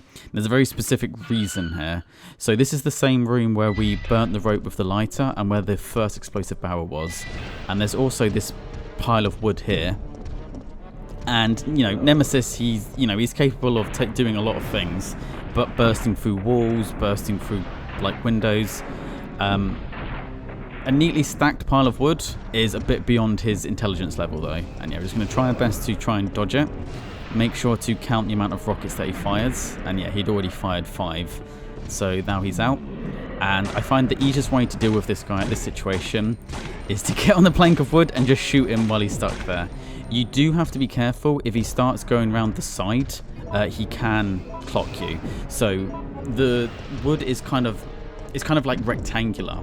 So if you're on the opposite end of it long ways, then he's not able to grab onto you. If he goes to the left-hand side here and tries to hit us, he would. And I actually find the best way to take this guy out is with the upgraded handgun. A big reason for that is that he moves very quickly and can start moving around. And as you can see, yeah, when you're on here, even though you're firing down, it won't actually count as you hitting him. So wait for him to get back up. So even though it's not like the most damage, it does fire quite quickly. And one reason I like it is because the recoil in it is very small, which means that if he does start moving, you can react quickly. And yeah, actually one of the easiest encounters if you make use of that. Just get rid of the rocket launcher parts, and then Umbrella's perfect bioweapon beaten by a few planks of wood. So that's the final component we need to get the tram line working. So this whole section we're going through now, we don't need to do. But it does make the second half a little bit easier because there's a lot of goodies we can grab from here. And some of the encounters in the second half do get quite nasty. So we want the ammunition now. So the lever we picked up on the way to grab the oil additive. If you use it on this garage here, garage door, he just has grenades just sitting in his, there. I'm not sure if he was planning something a little bit illicit, but 18 grenade shots just for using the lever as well, a crank. One of, and you can tell the difference between the cranks because one is said to have like an octagon end, and the other one's like square end. So obviously the other one we tried to use ended up breaking. We had to use the wrench to get through to the petrol station through the shutter.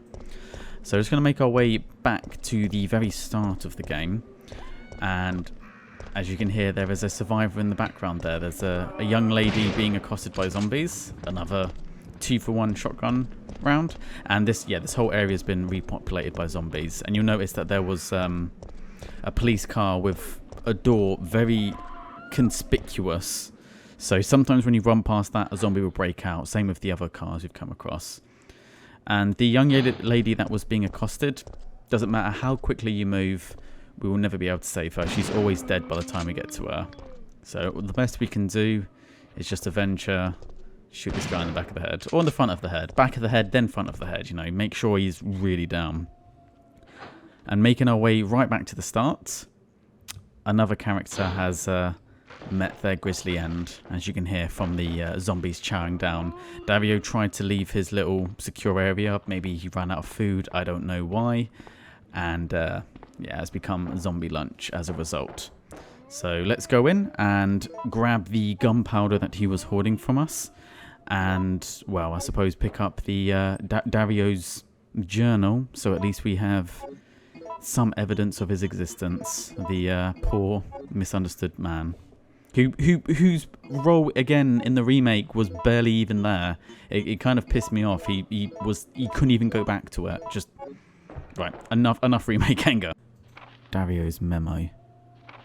I can't help but wonder if anyone will read these words. But writing them will help me maintain my sanity, if nothing else. After I've become a meal for those undead monsters, will the GIs responsible for sealing off the town laugh upon discovering my corpse? So as this is how it's supposed to end, I don't want to die. I'm just not ready. My wife, daughter, mother, my entire family has been killed. But none of that matters anymore. Right now, my life is the only important thing. That's all that matters. I never would have pictured my end to be like this. I had so much left to do. Rather than becoming a salesman, I should have tried my hand at being a novelist. It's what I've always wanted. But my mother would only tell me you have a long way to go. Why did I ever listen to her? But this looks like the end for the great Dario Rosso, novelist extraordinaire, cut down before his prime. And the police car moving there because the zombie's trying to get out but doesn't always have success in escaping. This is one of the things that I just really appreciate about this, and I think it's why I played it so much as a kid, is that so many different things can change. So there's still elements of the game that can catch you off guard even like the second, third or fourth playthrough. And considering you need to play through it like 8 times to unlock all of the diary entries at the end, makes sense. So yeah, a few zombies breaking out of the police station here, but while they're on the floor, they're not able to grab us. So rather than waste any ammunition, we're just going to try and quickly make our way past them. So quite reminiscent of the point in Resident Evil 2 where they just start breaking through either the barricades and you just have these arms come through, or when they break through when you don't have the shutters down. Like, just little bits like that I really think help to, I don't know, just make the environment feel more like dynamic. God, that sounds like such a pretentious thing to say. Dynamic's nice. But like more organic, more alive. Elements change. It's not just a static environment. And especially for a game released in '99 to be able to have that, so it doesn't just seem like it's, you know, a game that it's everything is set in a certain way. Things change, like the zombies, obviously they've been going around killing, and they're constantly moving. They're constantly trying to hunt for new prey. They haven't stuck in the same position. So just little stuff like that goes a long way to make it seem like a more realistic environment, even though, you know, ostensibly all we're looking at is a rather pixelated protagonist with pre-rendered backgrounds. And crows breaking out there, which, like every single example of coming across crows in Resident Evil games, just run past and ignore them. Now, as we make our way back through the car lot, there'll be a little bit of an earthquake, which is going to open up the next live selection. So Jill, in her grand wisdom, decides to just stand still and ponder what's going on, and the ground gives way beneath us. And we're met with a decision. Either climb up or jump down as these two crates slowly start moving down towards us. I would highly recommend you just climb up. I don't know why you'd want to jump down, unless maybe a player was assuming that if you climb up, maybe you get hit by the crates anyway, so it's the wrong decision to make. But you just climb up, you quickly get up there, move to the side of the crates, and you just carry on as if nothing's happened. If you take too long with that live selection, you end up getting hit in the face with the crates, so you take some damage, and you end up getting knocked down in the hole anyway. So it's the same as having selected the second option, but you take some damage as well.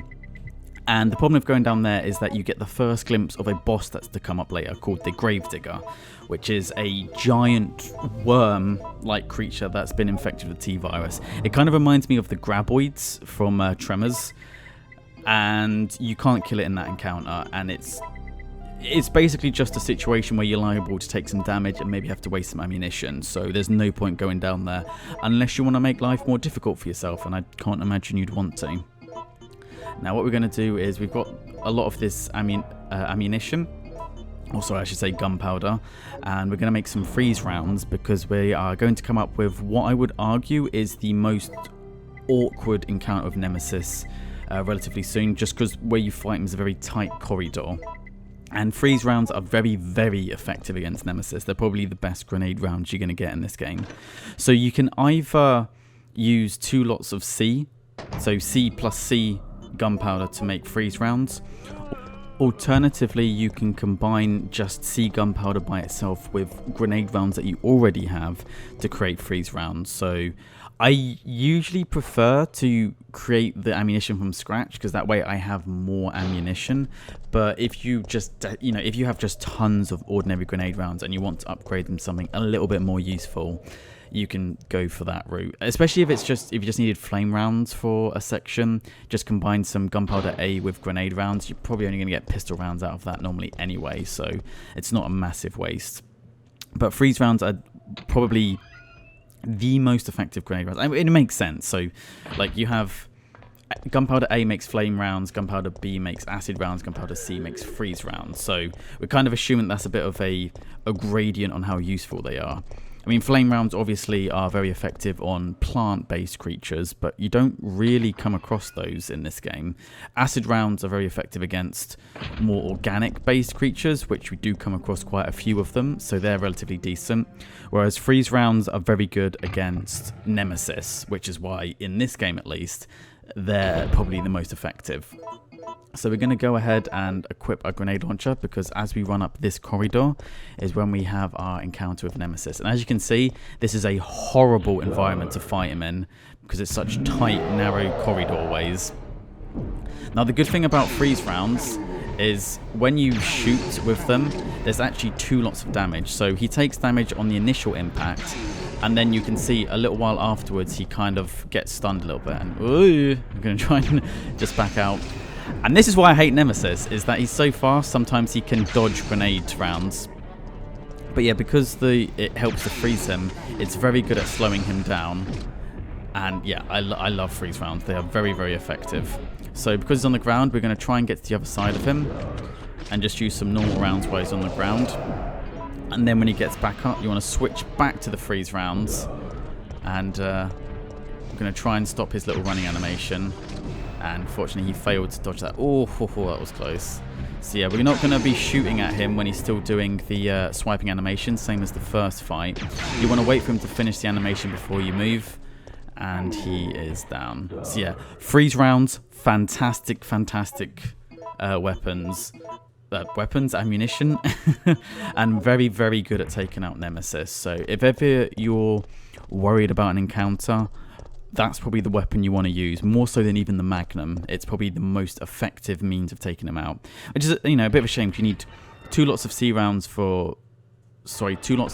gunpowder for freeze rounds and 3 lots of C gunpowder for Magnum. But I honestly think freeze rounds are probably the best weapon you're going to get in this game. Anyways, if you were worried because we didn't fall down the hole earlier, we wouldn't get a glimpse of the Gravedigger boss, fear not, because he's still lurking around this. And you can always get a little bit of an idea that he's about to come up whenever the ground starts to shake and you get like these mini tremors. So yeah, the Gravedigger, really, really cool boss. We're going to have to face him a couple times. And for whatever fucking reason, isn't in the remake at all. Just didn't even bother to put him in. How do you have such a cool monster, such a cool design? You're just like, nah, not interested.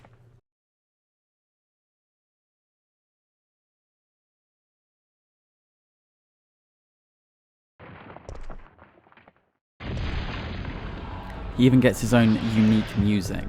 So you don't really have to fight this guy. In fact, I wouldn't recommend it. All you have to do is be very quick and move to activate both of these 2 emergency powers, which will allow us to activate the ladder and get out.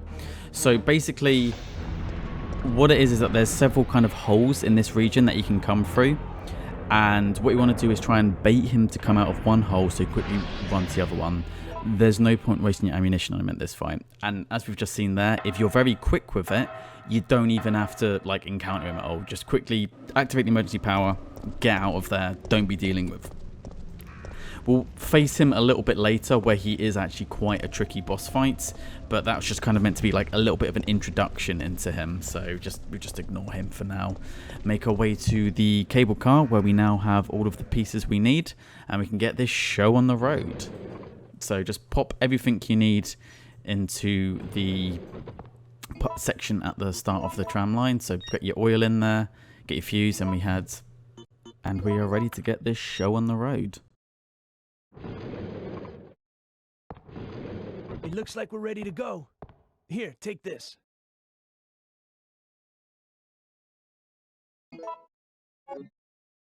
Okay. Nikolai won't be joining us. I understand. I'll operate the cable car. Let's go.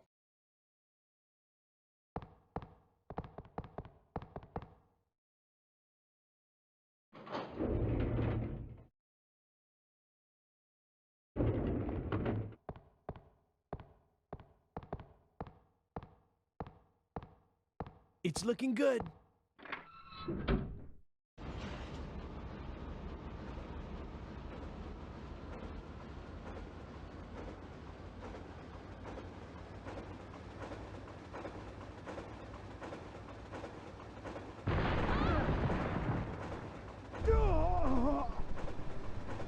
Mikhail! So there is no point taking the fight with Nemesis here. Go in, turn around, exit, and let Mikhail go out like the badass he is. Mikhail!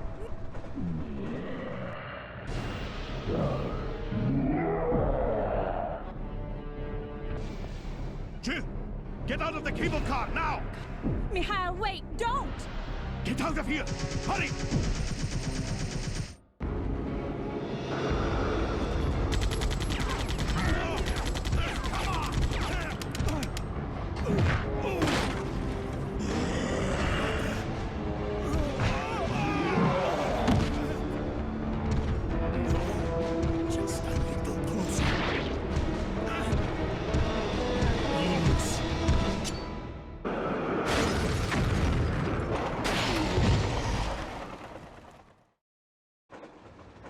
Mikhail.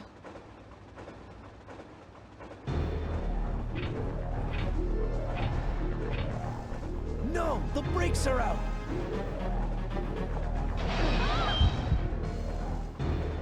So the live decision here determines which side of the clock tower you enter, as well as some story significance, which I'll explain after the next cutscene. This must be it.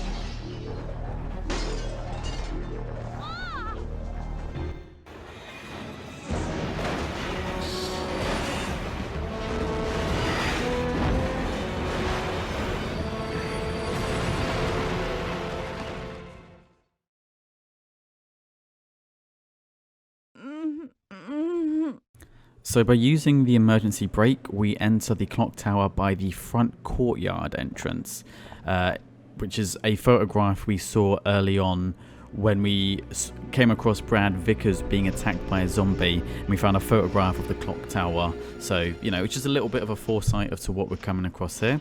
And we've also reached the hour and 30-minute mark, and this is pretty good because this is almost exactly the halfway point of the game when we transition from the first city area to the clock tower and beyond. So by using the emergency brakes, we come through the front courtyard. If we had jumped out the window, we would enter the clock tower through the back courtyard. In addition to this, if we had jumped out the window, Carlos would come and give us some freeze rounds. By using emergency brake, he doesn't appear to give us any ammunition. However, the next time we face Nemesis out front of the courtyard, he will jump in and attack Nemesis and ends up blowing up his rocket launcher. So by choosing this option, although we don't get the freeze rounds, and I do bloody love freeze rounds, but you don't have to with the rocket launcher this way around, which admittedly I don't think Nemesis's rocket launcher is a particularly difficult challenge to overcome. You kind of just dodge the rockets and then fight him normally. But I like the idea with Carlos being a little bit more involved in the storyline and, you know, to see a bit more of his personality. Because you don't see Carlos outside Resident Evil 3. He doesn't make an appearance again, unlike a lot of the other characters. At least I'm fairly certain you don't. The only exception I can think of is I know he appears in the Umbrella Chronicles on the Wii, but that's because in that game they literally rehash the events of Resident Evil 3, so you kind of can't do that without Carlos. Anyways, we're going to take the opportunity to combine the upgraded shotgun, but for the time being we're just going to stick to the normal one, because the normal shotgun is actually easier to pull off headshots on the zombies. Plus, you know, we might as well use the ammunition that's in here before we end up using it for enhanced ammunition. So we're going to make our way out, and a whole group of zombies who have apparently seen the tram line crash have come. And you want to quickly move to the corner here because these zombies move very, very quickly. So it's easy to get surrounded by them and start taking damage. So we're just going to take the step in the corner here. Oh, didn't get the headshot from that one. He still died, so it's fine. And they are all dealt with. So we're just going to stick with this for now and start exploring the rest of the clock tower. So this is our new environment, and dear God, is it kind of creepy.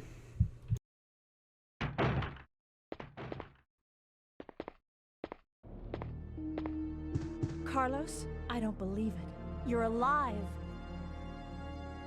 I'm not sure how we're gonna get out of this town. What are you talking about? We made it! You don't get it. They have no intention of letting us make it back alive.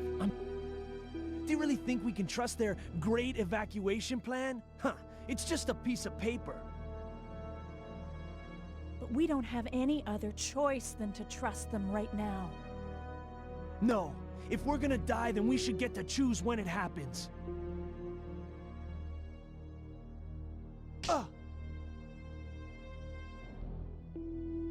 So that's it then, huh?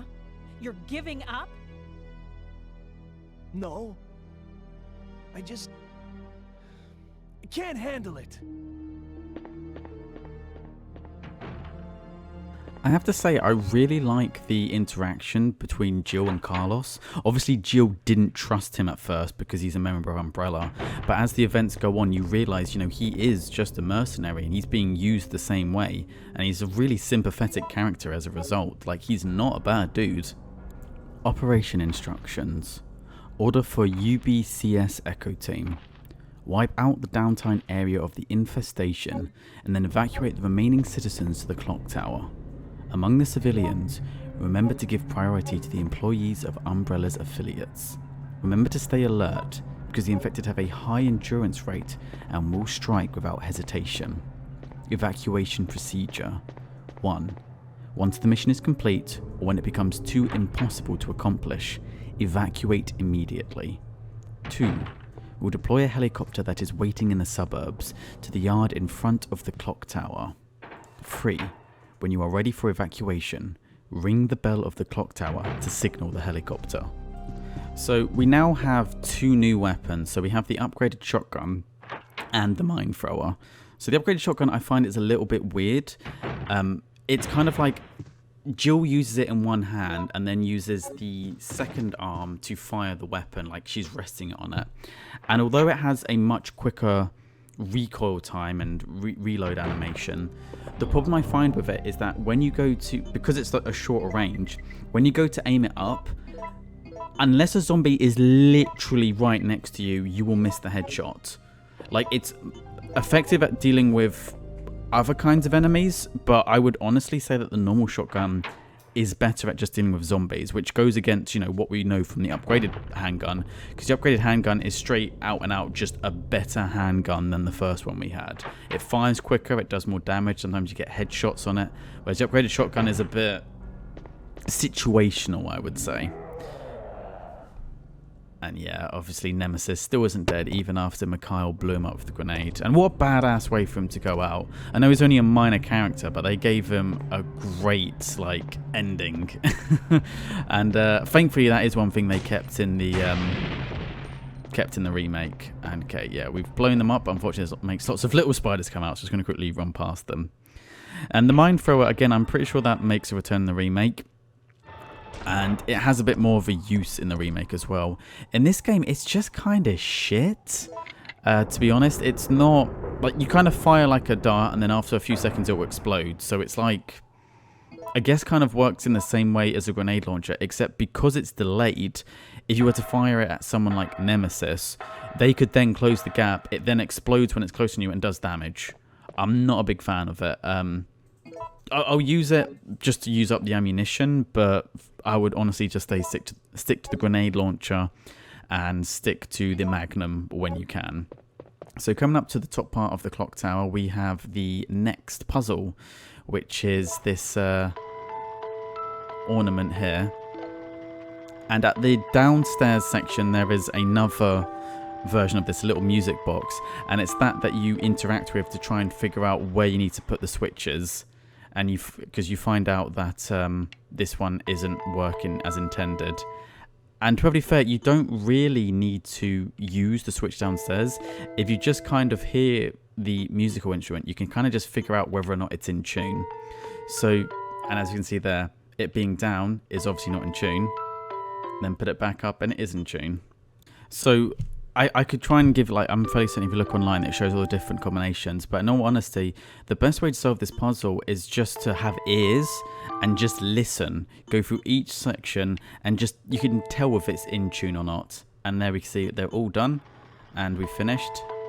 It's going to play through now. Like, I know that's probably bad for me to be saying on a walkthrough, is just listen, but it's honestly the best way. Any kind of combinations just don't seem to work. You can kind of just tell if it isn't in tune. So it's all in tune, you play it through, and there you get the Chronos key. So we're going to pick that up and immediately combine it with the clock tower key that we already have to make the, well, to combine it from the Chronos chain into the Chronos key. Now, making our way back down to the ladder, our BFF is going to make an appearance. We've already heard him scream in the main hallway. So we know he's still alive and we know he's still stalking around. And we're going to be presented with another live selection. And this option is either to blind him or to electrocute him. So if you blind him, Jill will then tackle him off the... well, sorry, if you use the light, you'll blind him and Jill will tackle him off and he doesn't stalk you anymore. But you also don't get an item from him. If you electrocute him like this, it will... well, electrocute him, which he's not too fond of, and it'll basically take him out for the first section, and you can pick up the item from him, which, seeing as this is the 6th encounter we've had with him, will be another first aid box. So we now have 6 first aids with us, so we have a ton of health, but considering how dangerous Nemesis is, that's why they want to load us up with it. However, by taking him out, although we can pick up his item, he's not down for the count, and he will stalk us from this point onwards. So if you choose this option, you can either then choose to fight him or do what I do. Because we have the item from him, there's no real point in fighting him. It's just going to drain our ammo and possibly drain our health. So we're just going to try and avoid him for the time being. Obviously, just be very cautious and aware of the fact that he's still coming for us. Moving in here, we're going to go into the door on the right hand side, this bluey greeny door with which we're going to be using the Chronos key, and there's a postcard of the clocks in here with the following verse printed: "Give your soul to the goddess, put your hands together to pray before her." Now, moving through this corridor filled with tarantulas, we're going to be getting to what I consider to be the most annoying puzzle in Resident Evil 3, to the point that when I was younger, literally I got stuck. My progress was stopped at this multiple times. I think the first time I got here, it took me like... I saved it and came back like days later trying to figure it out. So there are 3 paintings, or 3 paintings with a clock on them to be precise, which represent the past, present and future. Left, center, right. And there are 3 gems, or balls, or however you want to describe them. Obsidian, yeah, obsidian ball is probably the best way to describe them. And you have crystal, obsidian and amber. And the way this works is that crystal does it the smallest amount, obsidian does it a medium amount, and amber does it a large amount in terms of changing the time. And if you put it into the present, it will move it a little bit forward. So the way to do this is to look at the center painting, see what the time is, and then move from there. So because the time was 5 o'clock, we're going to put them in crystal, obsidian, amber. If you're playing through this, then there is a different combination. Then I will have I'll have all of the combinations in the description below. For instance, if it's 11, then you'd put amber, obsidian, crystal, and all the different times in between. So just have a look at that if you're struggling on your playthrough. And from that, we get both the sold and gold gears and combine them together. Mercenaries Handbook, September 26th. It's only been 3 hours since the mission started, but the team is down to me and Campbell. The number of the zombies is far greater than we expected. There is no hope left for this city. We have already injected the antibody for the virus, but I'm not sure that it will work. I don't know if I will survive. September 27th. We managed to reach the clock tower. Out of desperation, we robbed some wounded members of their weapons and used the surviving citizens as decoys. We were taught to do this in order to survive in the battlefield, but I never enjoyed it. However, a girl showed up at the clock tower before me. She's one of the survivors. She looks just like my sister before she starved to death. September 28th. I wanted to evacuate as soon as possible, but the girl didn't. Her father insisted that we wouldn't leave the city, where his beloved wife rests in peace. I really wanted to save the girl, but Campbell said, "All I care about is our lives." That's how I felt before. But now, the clock tower has become a dangerous place, and I don't want to make any more mistakes. So that's just a little information to tell you that there is an antibody prepared to help combat the effects of the T-virus. So I suppose that kind of makes sense. Like, we've seen characters be bitten in previous games and they are absolutely fine by the end. I know canonically, when you get bitten by a zombie in-game, that's not like what the canon is, but it makes more sense in this game than perhaps any other ones that you end up coming across an antibody because you do get infected at one point. And so it makes sense, even if you have been bitten, that's why you don't turn. I mean, admittedly, you only get infected as a result of a cutscene, but, you know, it does a little bit better job than the previous ones for explaining why you aren't just a zombie at the end. Anyways, after we activate the clock tower here, we want to prepare up because we're going to have quite a tough boss fight coming up. So make sure you've got your best weapons equipped. have some health. If you manage to pick up any of the first aid sprays from defeating Nemesis previously, it's probably good to have one of those on standby. Magnum rounds, freeze rounds, that kind of thing.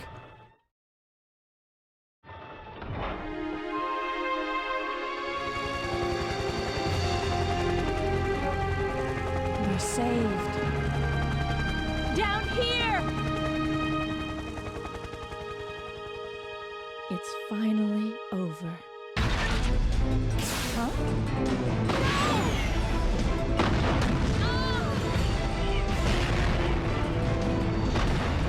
No!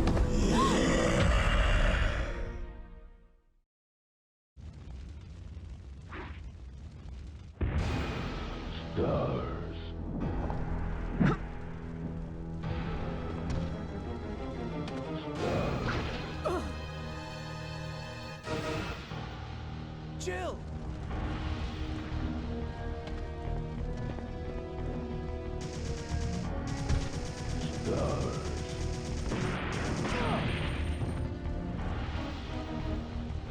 Ah!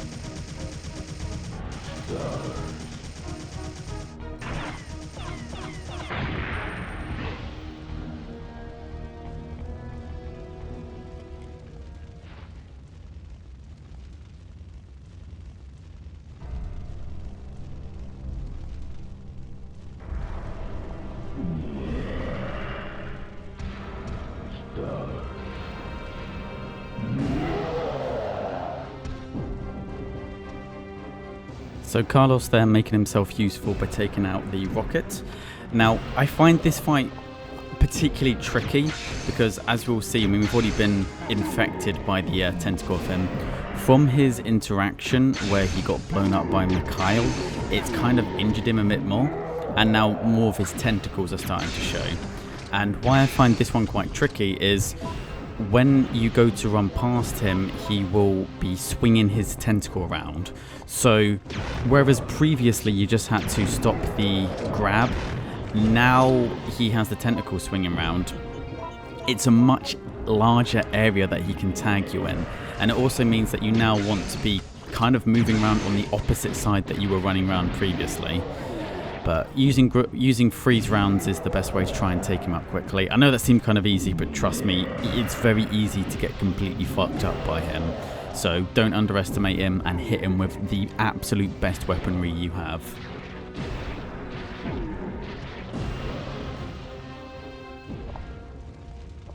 Carlos!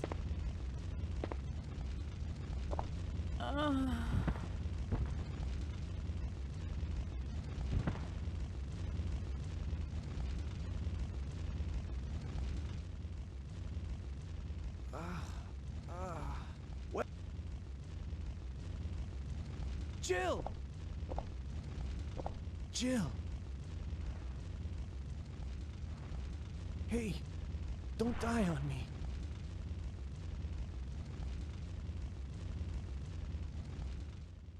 Jill! Jill! October 1st, night. I woke up to the sound of falling rain. I can't believe I'm still alive.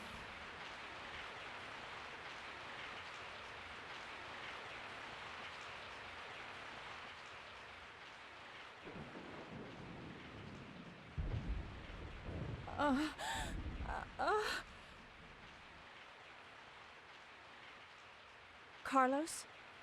It looks like our roles have been reversed from when we originally met, huh? Don't worry, Jill. This chapel is safe. I've been infected by the virus, haven't I? Hey! Take it easy. I'm okay. Don't feel any pain. But that's what bothers me. If I can't feel anything, then what does that mean? Don't give up, Jill. I'll take care of you. Whatever you do, don't let that virus beat you. And this is the point where we switch over and take control of Carlos. I suppose one thing I should have mentioned in the previous fight, another reason why it makes it quite tricky, is that because you've been infected with the virus and you're constantly slouched over, it's very difficult to see how much health you actually have remaining. So, I mean, the only real way you can tell is if you start really, like, limping on the main screen, which suggests that you're in danger mode, at which point you're probably one hit away from death and have probably been killed anyway. So it's very tricky to know how low your health is. You kind of just have to make a bit of an estimate based on how much damage you've taken, whether or not to heal. So Carlos has taken the role of hero. I'm not quite sure what he meant by the roles being reversed when we first met, unless he's referring to the fact that they needed Jill's help to get the cable car moving, as opposed to him actually, needing proper rescuing. But we're going to take control of him, and our job now is to get the antibody or the antivirus, or I can't remember how they word it in this game, to give to Jill so that she doesn't succumb to the infection and become a zombie like the rest of them. And what we've seen from the files in the first 2 games, it does take a few days to actually get them transformed, but I'm guessing Jill's quite weakened from it, so she was knocked out for the better part of a few days, so she's probably not feeling too hot. And this is the time skip where everything previously to that fight, or rather everything previous from when we woke back up, was happening prior to Resident Evil 2. And from this point onwards, all of the events happen after Resident Evil 2. So there's a bit of a time skip there. So we're just going to move the bell out of the way, which Jill wasn't strong enough to move herself. And fortunate for Jill and for us, there is a hospital not too far away.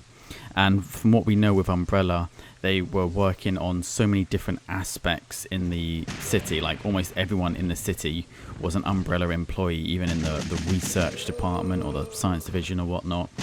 So it's safe to assume that at the hospital there is something we can use to help cure Jill. So that's what we're going to be doing. Now we do have a machine gun and a sidearm, we have a handgun, but we have so much ammunition from the machine gun that realistically speaking, you're not going to need to use the handgun at any point.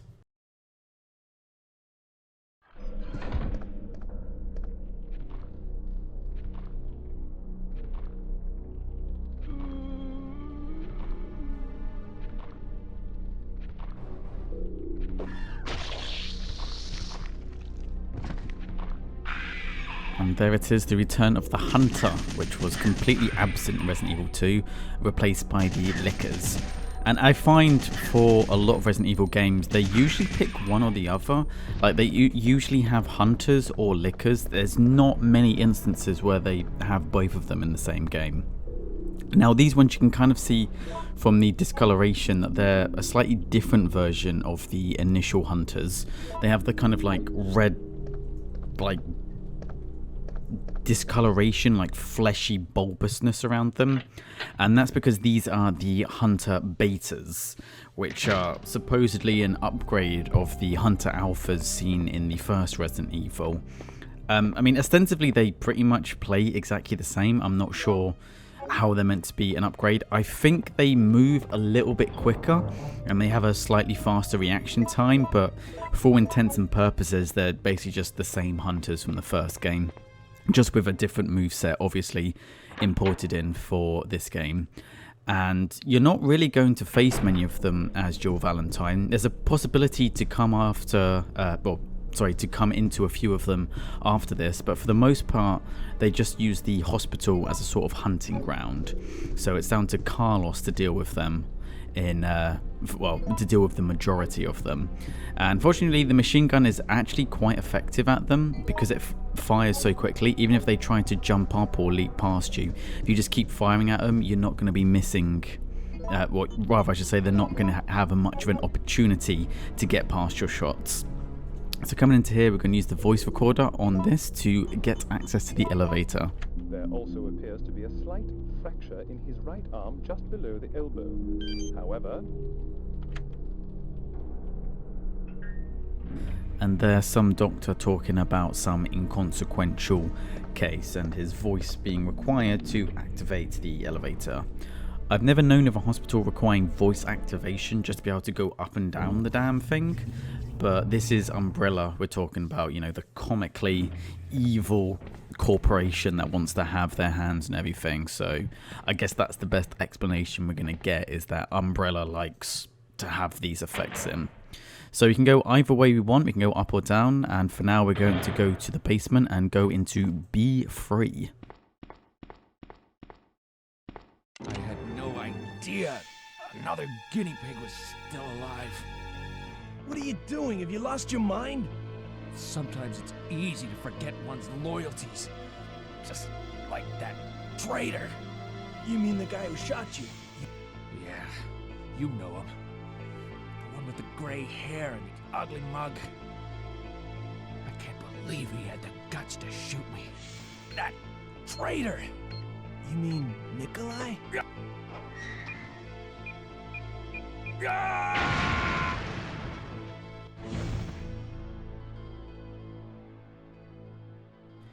And that cutscene's just to let us know that Nikolai is not yet dead and will be returning as an antagonist. So clearly he didn't die when the pharmacy was overrun by zombies in the first half of the game. His ultimate fate in this game is actually dependent on the actions you take throughout. So the actions I'm going to be taking later on is what's deemed as the canonical ending, because, you know, it just feels wrong to do something else. You want to go for what is canon, after all, so that people don't argue about it ages after the fact. Medical Instruction Manual. Umbrella Medical Service. North America Division. Douglas Rover. In order to activate the synthesizer to cultivate the vaccine, please follow the procedure as detailed below. 1. Supply enough energy to the system. 2. Set the medium phase to the device. When the device is ready, you can start mixing the vaccine medium. To mix the vaccine, you'll need to control the 5 levers. This will cause the 2 gauges to increase or decrease. If you adjust the 2 gauges so that they stop at the center, the vaccine medium will then be produced automatically. So a very simple puzzle, just pull 1, 3 and A and you are good to go. If you're struggling at all, if you move to the room next door, there should be the instructions there to help you out, but you shouldn't really need them. And as you might expect, because we've drained the containers of fluid, it releases the Hunter Gammas, which are the next line of evolution. So we're just going to run out and not have to worry about them. The Hunter Gammas are particularly dangerous. They have attack which will just swallow you whole, despite the fact that they're not actually that big. I know in the remake they changed them to be a lot bigger. They were like 10 feet tall, like mini dinosaur type creatures that were like inhabiting the sewers. And so it made a lot more sense that they were able to eat you whole, which was a change in the remake I actually didn't hate all that much. You know, it's good to be able to differentiate between the more pack-like hunter betas and then the larger Hunter Gammas. A change I did hate was they decided to make the Drain Demos a lot smaller, almost like insectoid, that only take like 2 or 3 pistol shots to take down. And they'll do this weird thing where they'll try and put like parasites into your mouth, which why not just create an entire different monster at that point, since it's just bears so little resemblance to the original monster. And then they only turn up for like a 3-minute section of the game and then never return again. I just don't understand it. So just going to pick up the photo here, photo D, which says, well, just basically saying that this is the effects of the T-virus, says if we needed more information. A little bit, just a photograph from one of the cutscenes we saw at the beginning, so presumably the idea being that that's what a journalist took as they're being hunted down by zombies. Found footage, the Blair Witch Project type situation. Now there's 2 rooms in here, and there's a little bit of a puzzle. As well as that, the kind of enemies inside these rooms can change. Sometimes you'll come in and they'll be just absolutely inhabited with worms. And if that's the case, I'd recommend kind of like leaving and coming back in, because the worms are a pain in the arse to actually deal with without taking a little bit of damage. So, coming in here, checking on the body of the dead doctor, there is a code which we're going to use on the safe next door. And as well as this, you want to take a good look at this room, because there's a little bit of a puzzle in that there's a kind of like shelf unit or like drawer unit, I'm not too certain what it is, like something that you put by the side of the patients. And in order to activate so you can open up the locker, what you need to do is to push this so that it is the mirror image in this room compared to the other room. So not in the same spot, but a mirror image. So what we want to do is push this to the top left corner here, because that's how mirrors work. Just in case, if ever you're uncertain, go look at a mirror. Like, think of it in terms of how your left and your right hand are non-superimposable. Even though they look the same, you can't impose them over the top of each other. Anyone who's done organic chemistry and has touched upon like chiral carbons and whatnot might better understand what I'm talking about. Anyways, we're going to take the code to open up the safe here, where much like in Resident Evil 2, we're going to get the vaccine base. So we need 2 parts to make the cure. Doesn't make a whole lot of sense because, as we know, a vaccine is a prophylactic. It's not therapeutic. You don't give a vaccine to someone who's already sick, but just go with it. Anyways, there's a diary downstairs that I'm going to start reading in a second, just because of a cutscene afterwards. Just be careful of the zombies when you leave the elevator. Number 10th. These patients suffer from gangrene and congestion of their blood at first.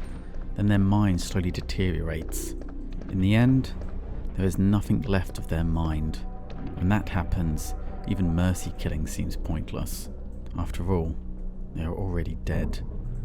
This disease is unlike anything I have ever witnessed. Once the patient's mind is gone, they become flesh-hungry monsters and act like wild animals who are on some type of bloodlust. September 18th. Another patient has been admitted to the hospital. He is showing symptoms of the first stages of disease at this point, but haven't been able to sleep at all these past few days. I refuse to let these patients become zombies. I am not just an ordinary citizen, I am a doctor. Even if I die, my clinical charts will contribute to finding a cure. September 26th. We lost most of the doctors and staff during the battle against the zombie patients. It's impossible to maintain the hospital under these conditions, and I know that it's too late for me. I am beginning to feel the same itchy and hungry desire that all of my patients felt. It's too late for me. And that is pretty much everything in the hospital done with. As we go to exit this room, there will be some plastic explosives on the wall when we only have about a 6-second timer to get out, so move quickly once you notice it.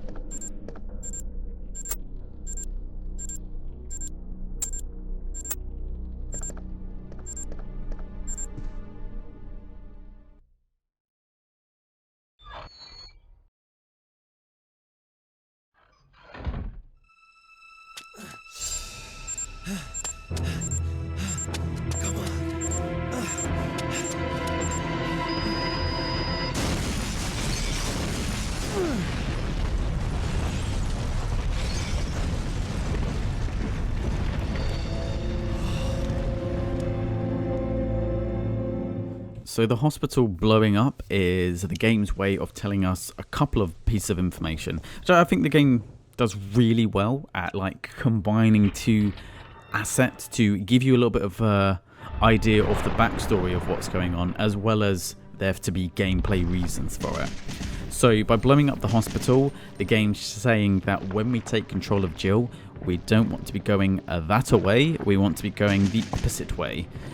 The way that if we did try to go through as Carlos, it would be like, no, I need to help Jill, I should go towards the hospital. And it's also the game's way of saying that Nikolai is still in action, he's still a threat. Obviously, we've already seen him kill another member of the Umbrella Mercenaries, but it's to further show that he's actively still taking a part in the mission. And I can only assume that because that was an Umbrella hospital, that there was a lot of research there to do with the T-virus and a lot of loose ends that could potentially bring all of this back to them. So they wanted to get rid of it.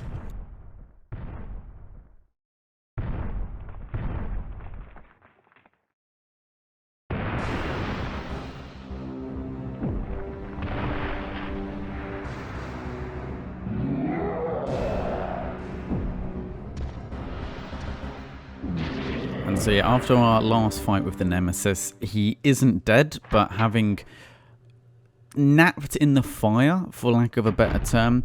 He is now somewhat damaged, or at least the shell of the humanoid form is damaged, and you see all of these tentacles protruding for him. So Nemesis is now firmly in his second form.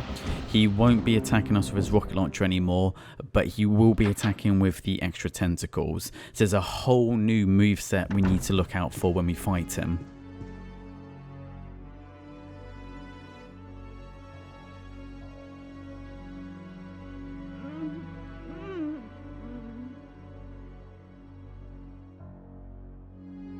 Hey, are you okay? Yes. Barely. What's going on? No way! That monster just doesn't give up! What? I thought we killed that thing! No, it's been waiting for you! He's playing with us. Carlos, do you think that it's unstoppable? No, I don't think so. I'm sorry, Jill, but I've got to go take care of a few things. Oh, and bad news. Nikolai is still alive. Nikolai? Are you sure? Yes. I don't know how, but I do know that he is our enemy. Remember, don't trust him.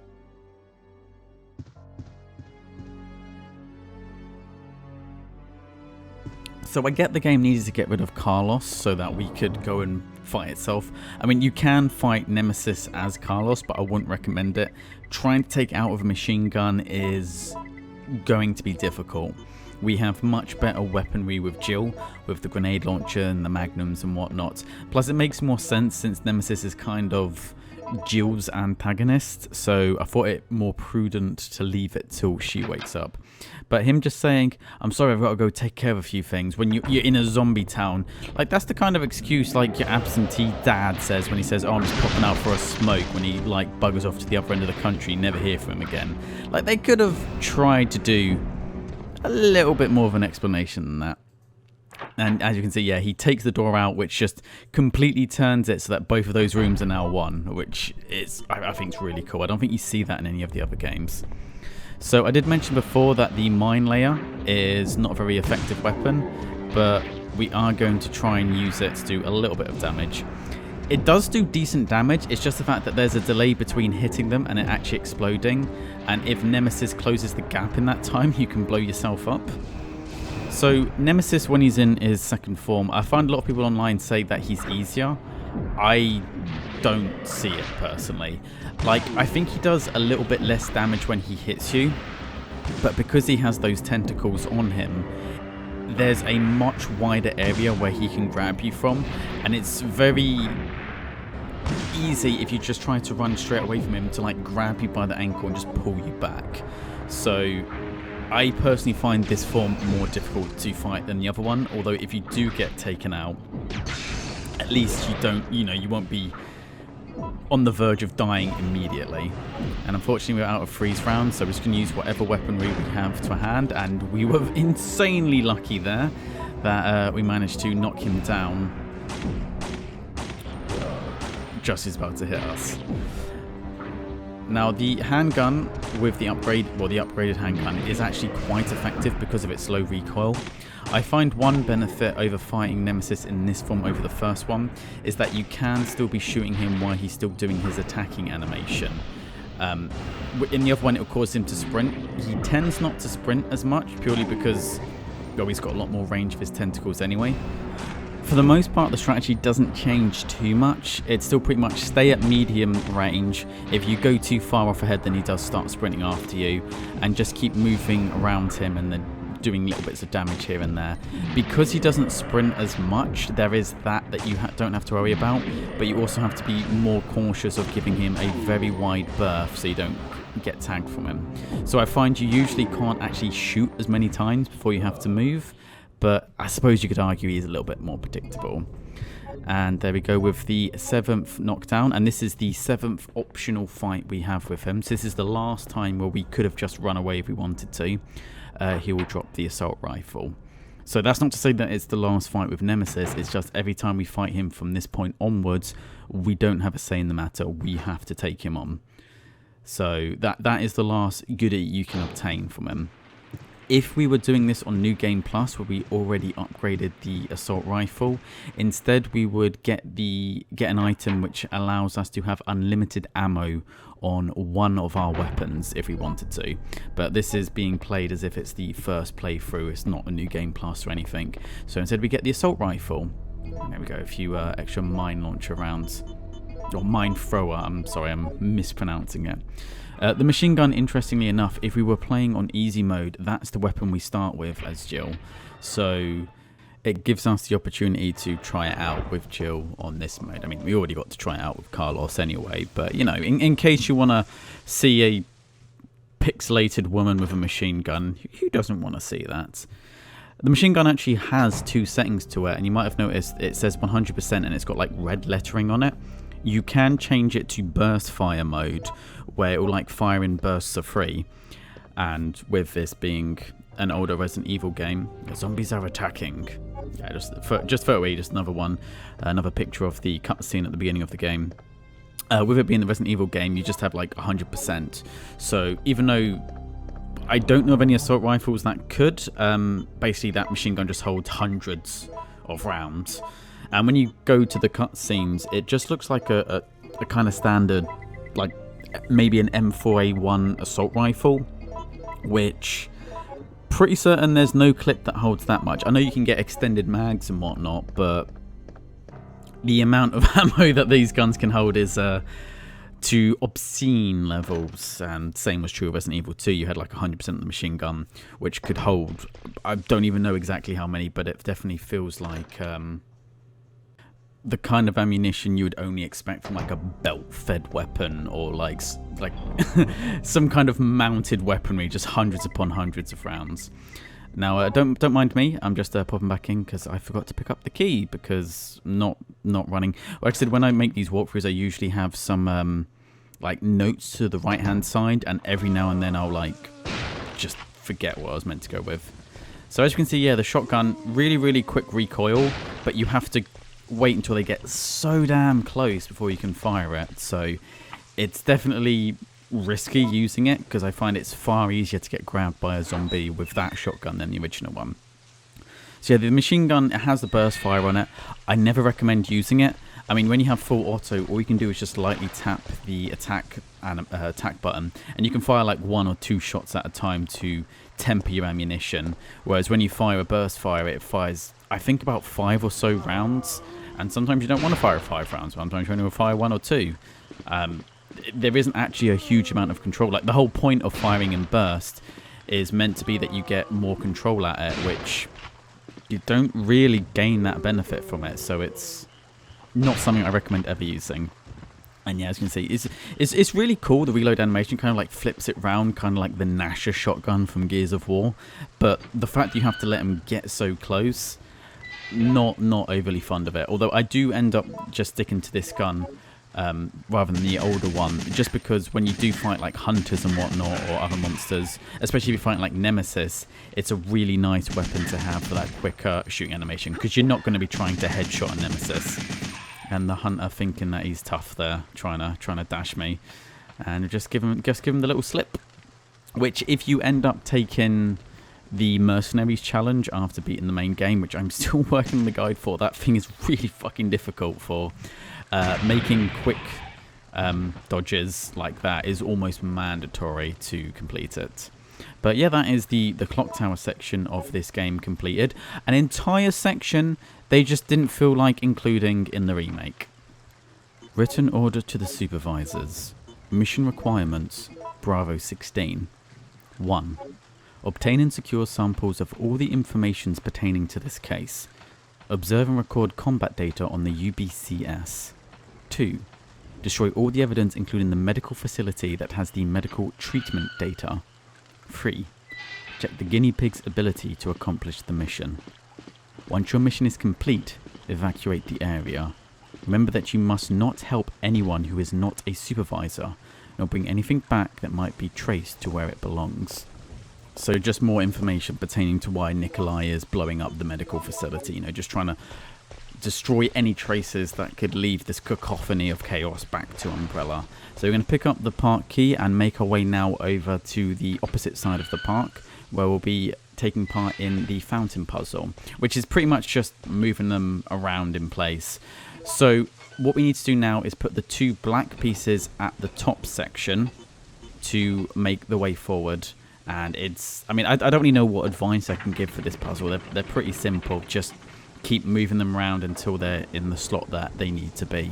I know that's, again, there's a couple of puzzles in here where my advice has been just listen or just figure it out kind of thing.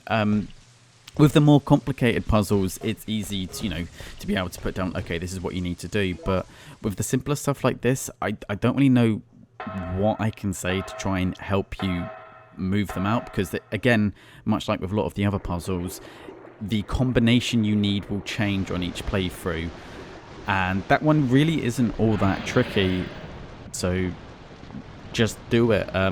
I guess I apologize if you are struggling, that I don't have any better advice than that. It really shouldn't take you too many attempts, so you know, good luck with it, and you should be fine. Just don't get stressed out, because then you start to not think straight. So moving through here is the cemetery. So of course we're going to have zombies rising from the grave, which I always wondered how that works. Again, speaking of World War Z and the Zombie Survival Guide, they mention how the virus alters life. It doesn't create life. Once you're already dead, you can't, I mean, how do you infect dead tissue? There's nothing for it to circulate in. So the idea of them reanimating dead bodies doesn't really make sense. But again, I'm probably asking for a little bit too much realism in a Resident Evil game, considering some of the weird monsters that end up getting created in these. A similar thing happens right at the start of Code Veronica. You suddenly get surrounded from zombies punching up from out of the grave, which doesn't make any sense. We've seen the zombies, you know, you can shove them off. They are quite strong. But for one of them to be able to, like, punch out of a coffin and then to climb the 6 foot of dirt to sprout just as you're passing over, so they're, I don't know, presumably they're smelling you out, or they just happen to know that you're there. And then taking into account that somehow a virus has infected dead tissue, somehow the virus has gotten 6 foot under the ground into a coffin to infect the cadaver, it just seems really stupid to me. And I know it's kind of one of those iconic scenes from kind of zombie movies from like the old school days of like Dawn of the Dead and whatnot, but I always found it a little bit stupid. Anyway, we're going to make our first batch of Magnum ammunition, and we can see 24 rounds from a CCC gunpowder. Anyways, there are a few documents up ahead, and I'm going to start reading them now, because once again there is a cutscene that plays immediately afterwards. Supervisor's report. The endurance ability of the contaminated guinea pigs is truly incredible. Even when shot in a vital area, they can sometimes survive for several days without taking care of the wound. However, after prolonged exposure to the virus, the guinea pig's intelligence level decreases to that of an insect. Even though reviving the dead seems too disgusting, the virus may still be of use. If we inject the virus into our POWs and release them, they would return to their units and then turn into zombies. This plan may work well for us in the future. In certain areas, the virus seems to have caused the mutation of animals and plants. It may be difficult, but it will make a good sample for the bioweapon development. I've heard that there is a giant alligator, but I have only encountered a giant creature moving underground. I don't even want to imagine what creature spawned that monster. I encountered Nemesis. If I didn't know about it, I'd have been contaminated and have become one of them by now. If it is still walking around in the city, its mission is not yet over. STARS members must be very tough, since they have survived until this point. However, they cannot hold out for forever. Facts from the HQ. Attention. The Raccoon City project has been abandoned. Our political maneuvering in the Senate to delay their plans are now futile. All supervisors should evacuate immediately. The US Army is going to execute their plan tomorrow morning. The city will be obliterated at daybreak for sure.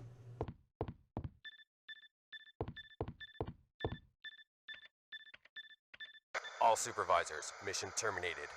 Return immediately. Repeat, All supervisors return immediately. Over.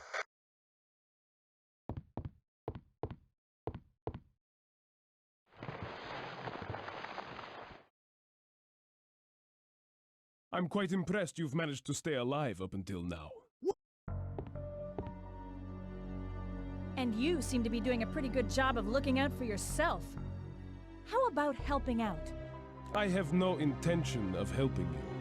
Because we're nothing but pawns in all this? In a manner of speaking, you are.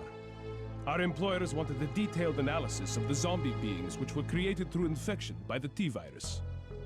You're saying that they deliberately sent in a military unit to be butchered by their creations? Not exactly. Although the conditions encountered on this operation were extreme, it was an unexpected outcome that the team would be wiped out. We were only required to collect live data from the subjects. Ah! Another mutant!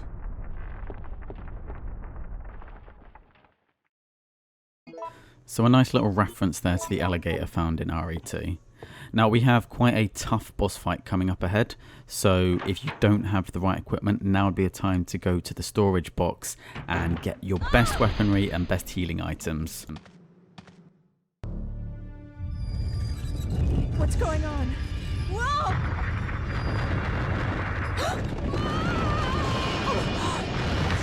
Oh. What is that?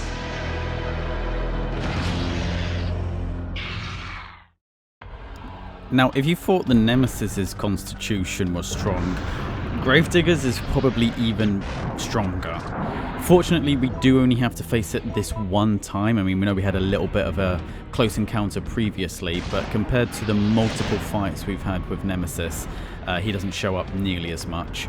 The trick to this guy is to try and get him to kind of come out from under the ground and get him to whiff an attack and do a bit of damage. You do have to be quite careful because you're fighting him in quite an enclosed area, and because of the sheer size of him, it's quite easy on the two kind of well, there's kind of like a horseshoe in arena that you're fighting him, and it's quite easy on the tips of those to kind of get cornered and for him to just come in for you. So what you want to do is move around down kind of the center area and slowly keep moving forward, trying to coax him out, and then as he comes out, take a good shot at him. After a while, one of the lamps in the center, as you can see they're slightly different coloration than the rest of it, may fall down and you can electrocute him that way. But if you have enough damage on you, especially with something like the Magnum, which is why we've just used the CCC ammunition, you can just kill him outright. And there he goes. The giant worm reduced to worm food. And I know it seems like he went down quite quickly, but that's only because we were using the Magnum. That can be a really tricky fight. In fact, that was probably the fight that gave me the most trouble, and I had to practice that quite a bit to try and understand his AI and how to take him out. Because the first time, I swear, I must have put about 30 grenade rounds into him, and he was not going down. So try to use the Magnum for that fight. Even grenades don't really cut it at all. And that is him done and dusted.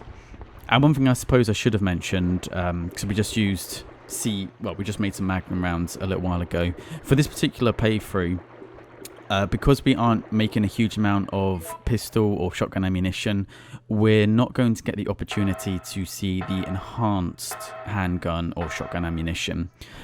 In all honesty, I mean, they're nice, but the way it works is if you make enough handgun and shotgun ammunition, your skill gets better with it over time. You make more and more ammunition, and eventually get to the point that you can choose to either make normal ammunition or enhanced ammunition. And the option to do that usually comes in like the last 20% of the game. That it's just not really worth it at that point. You want to be using your gunpowder to make, you know, upgraded grenades, upgraded Magnum rounds. So for this playthrough, we're not going to see that in effect, unfortunately. Although if you do play the aforementioned Mercenaries mode, you will get the enhanced ammunition in there. And as I've mentioned before, if you would prefer to make better use of your normal grenade rounds, if you just put gunpowder C with normal grenade rounds, then it will make freeze rounds rather than having to do C and C. But I'm not the biggest fan of I mean, I suppose you don't really lose the ammunition, so to speak, but I like to create the ammunition from scratch, and I just find it a little bit more efficient that way. Although, if you're really struggling with a particular Nemesis fight, then it might, and you have like tons of grenade rounds left over, but they're just not cutting it, it might be an idea to use some gunpowder C, get some freeze rounds, going to help you through that encounter. Now, coming up next is another live selection, which I always found a bit strange because it's fairly innocuous in terms of the context of the game. So as we go to cross this bridge towards the abandoned, in quotation marks, factory, we're going to be accosted by Nemesis one more time. And we are given the option to either push him off or to jump off ourselves. I always pushed him off because I thought if you jump off, he's just going to follow you back, but that's not actually the case. He'll just turn and walk away and do a little roar. But the reason I find this is important is because it directly impacts the ending of the game. So if you push Nemesis off the bridge, well, the area of the factory you enter is also determined by this, as well as the ending, in the same way as jumping out the cable car. So if you push Nemesis off the bridge, you enter on the top side. Nikolai ends up being killed by Nemesis, and then Jill and Carlos fly away in a chopper. If Jill jumps off, which is the canonical ending, you enter via the sewers. Nikolai will steal a chopper, and then you and Carlos end up being saved by a certain character that we've seen before. And as such, since it's canon, that's what we're going to go for. And if you don't make any decision, you get knocked off and take some damage, and it's as if you jumped off. Security manual.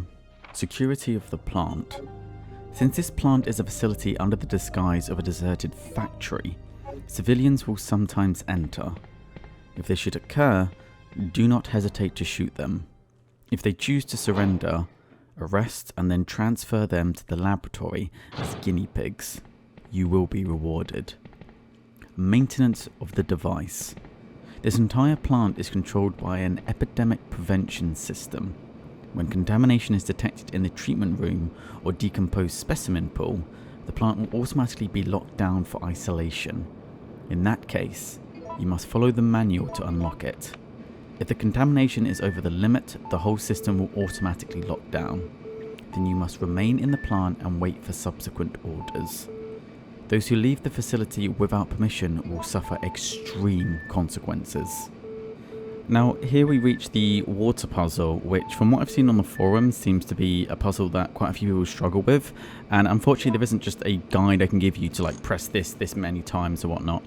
What you want to do at the top, you'll see that is how we want it to be, and essentially we need to get these to line up and then they add on top of each other. So for instance here on the very far left, we need at least 3 layers up above, so obviously we need to move C left 1 so that adds up.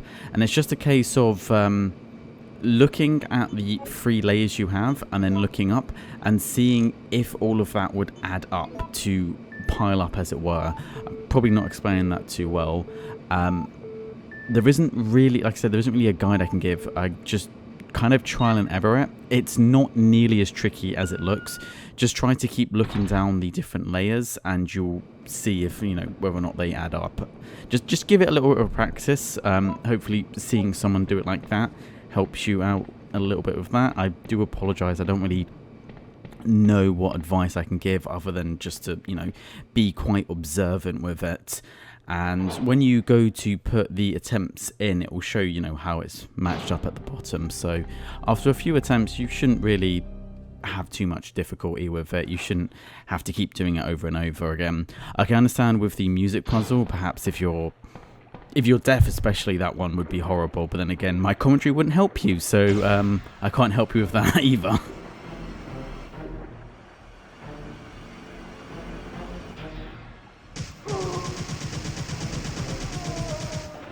Rescuing you is becoming a full-time job. Thanks, Carlos. I owe you. Listen closely, Jill. They're going to launch a missile directly into the city as soon as day breaks. At dawn? But that's only... I know. We don't have much time left. We have to split up and find a way out of here. And hey, watch out for that traitor Nikolai. Now, as far as arbitrary reasons why Carlos and Jill might split up, I find that the excuse given here is actually one of the better ones. So we know that the nuke is going to hit the city at dawn, which presumably at this point is only a couple of hours away, if that. So these two need to find a way to get out of the city ASAP. And much like the old Scooby-Dang splitting up and searching for clues, we need to split up to cover more ground to try and find some means of escaping the city. And the reason I think it makes more sense here is that Jill's already proven herself multiple times to be capable. I mean, yeah, she was in a bit of a silly situation with those zombies there, but let's be real, we know that she was able to get out of that. It's just nice for Carlos to come along and, you know, help out on the situation and show that he is a character who seems to really care about Jill. I think they took it a little bit to the nth degree in the remake. Like, there was some flirting going on with Carlos, especially with some of the alternative dialogue that you can have, where she's, you know, saying, oh, you know what you like in a guy. But then it kind of fizzles out and it becomes quite serious with them. With the new one, I find Carlos keeps trying to make kind of cringy passes at Jill, and Jill just comes across really standoffish for no reason. I mean, okay, I guess not for no reason. I mean, he is a member of Umbrella after all, but it becomes quite clear that Carlos has nothing to do with Umbrella's more insidious side and all the research that's going on. He is literally just a mercenary who happens to be in the wrong place at the wrong time and has been kind of just thrown to the wolves in this particular situation. I mean, I guess you could have a problem with them because he's a mercenary, but that doesn't seem like Jill, you know?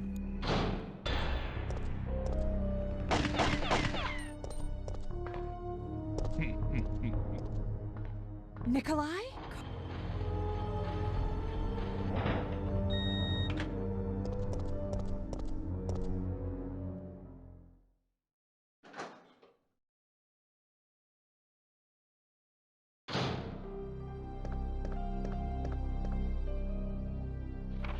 Manager's Diary, April 25th.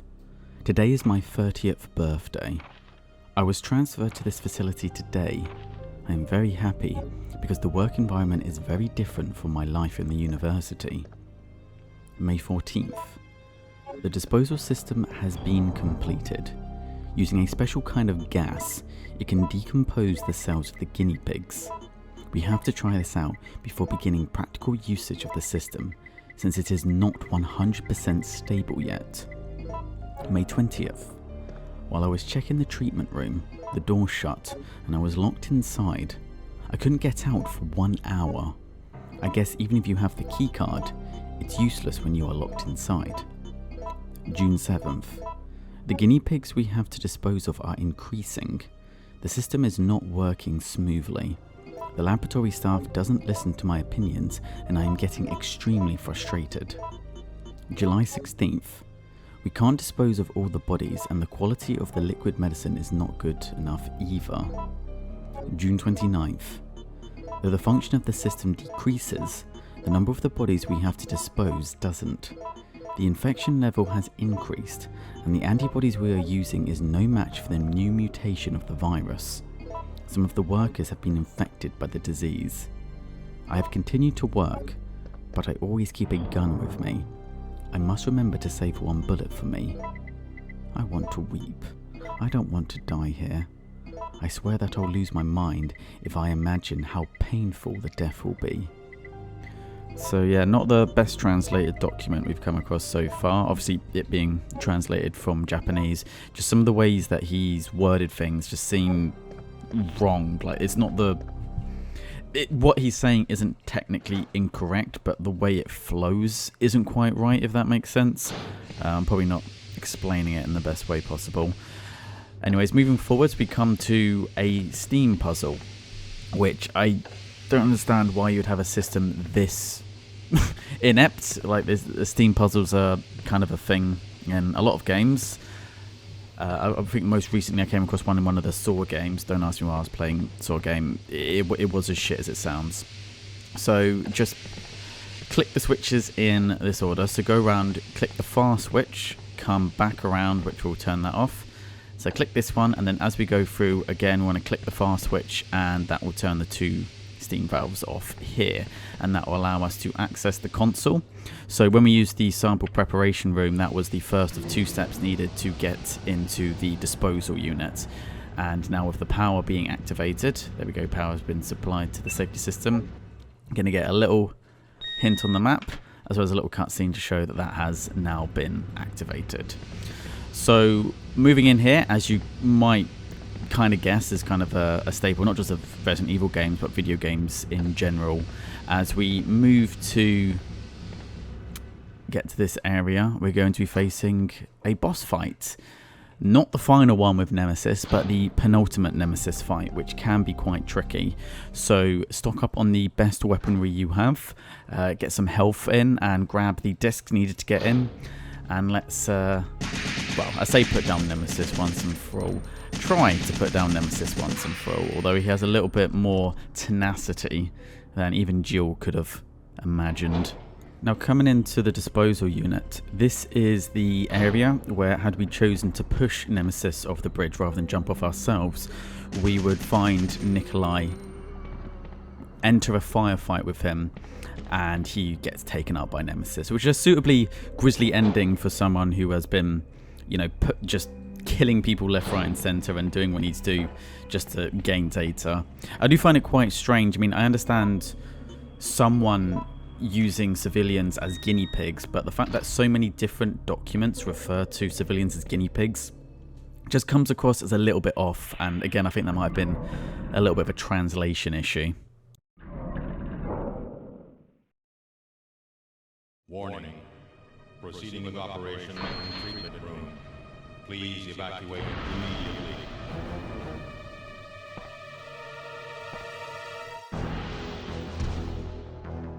Stars.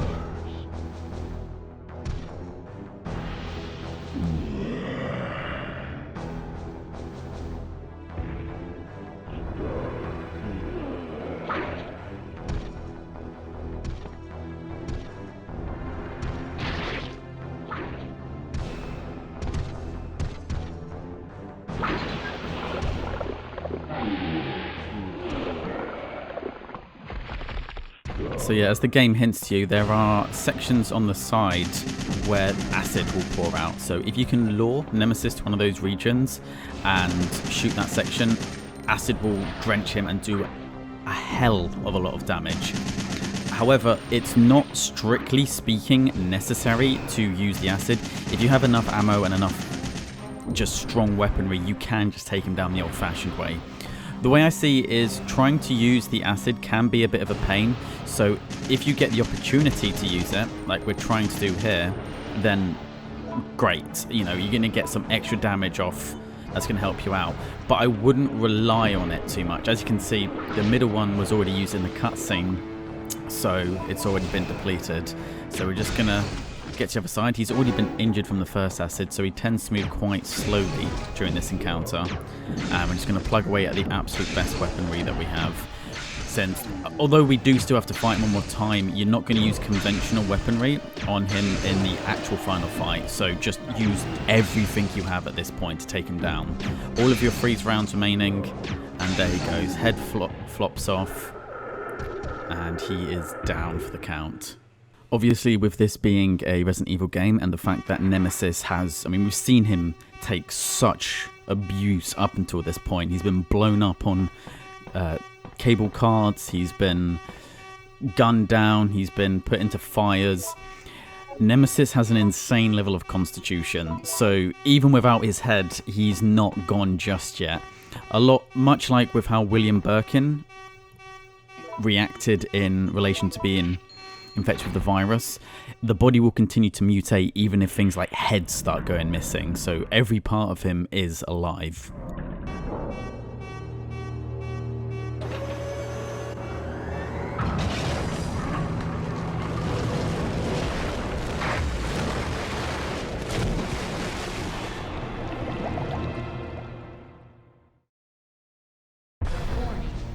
Missile attack Confirmed.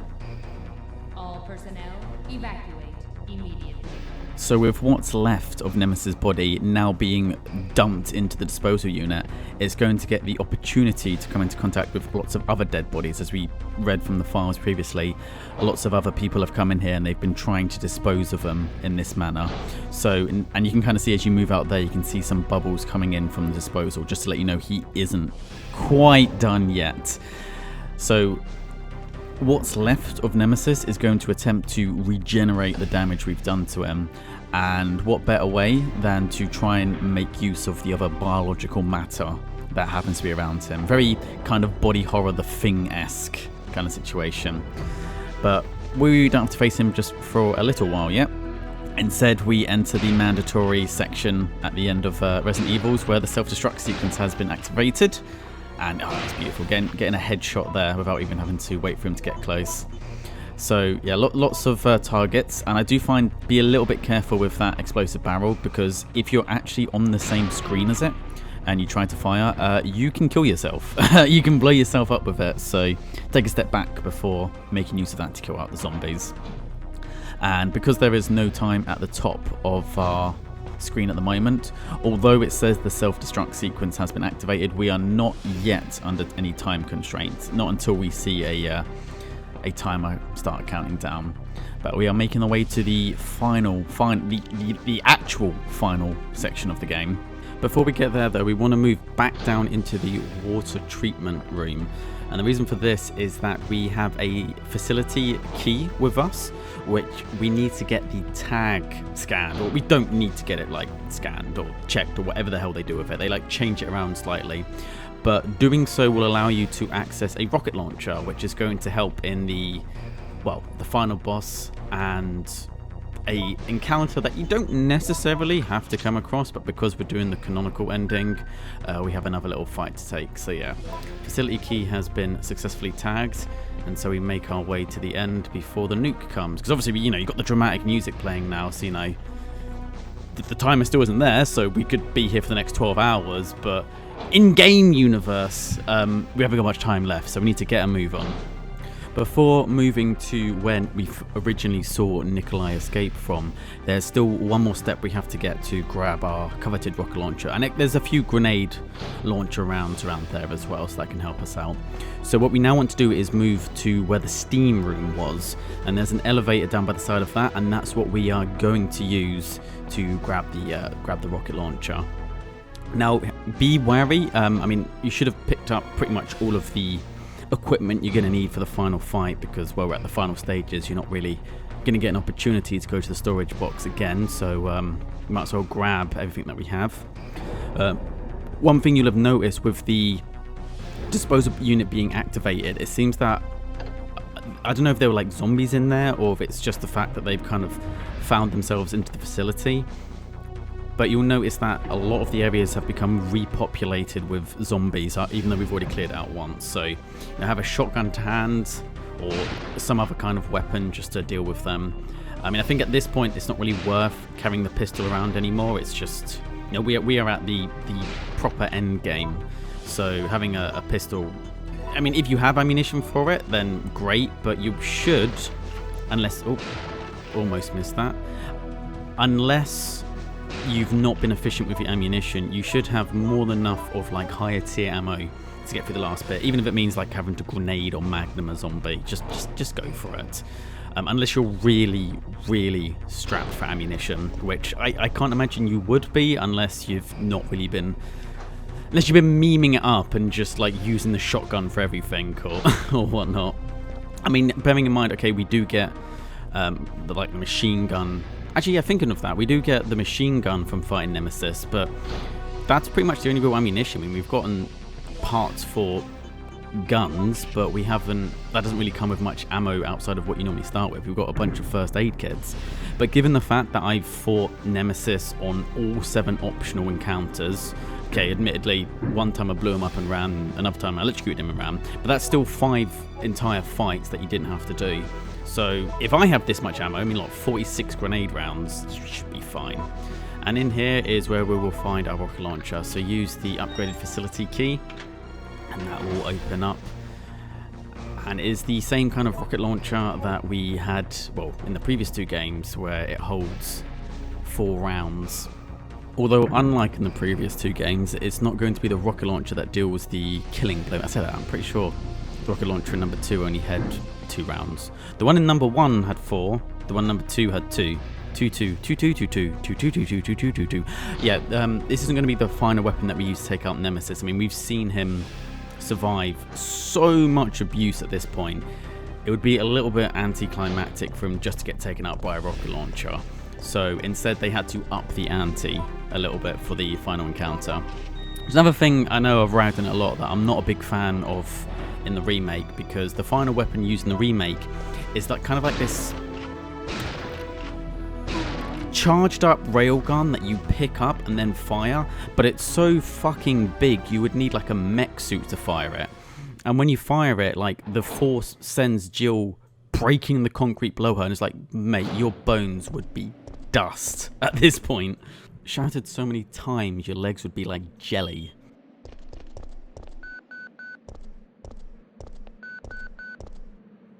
You're still alive. Such persistence. Nikolai? Sorry, but there is no escape from here. So this is the penultimate live decision of the game, and this will only occur if obviously he hasn't been killed by Nemesis up to this point. So Nikolai is going to attack us with the helicopter. We can either try to negotiate with him, which means after a short monologue and a bit of back and forth dialogue he flies away, or return fire on the chopper, because we just picked up a bazooka. And helicopters are definitely allergic to rocket launchers, so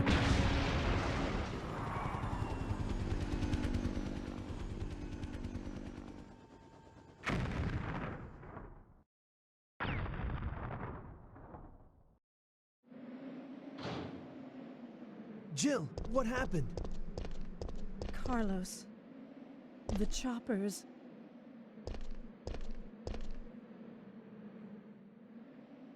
I guess this is it then. But I don't want to die in a place like this. This isn't over yet. I'm not giving up, Jill. We still have a chance.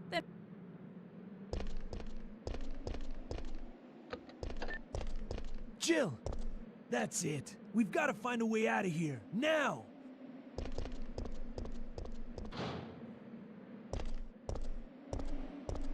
Warning. Missile attack confirmed. Warning. Missile attack confirmed. Emergency level D. All personnel evacuate immediately.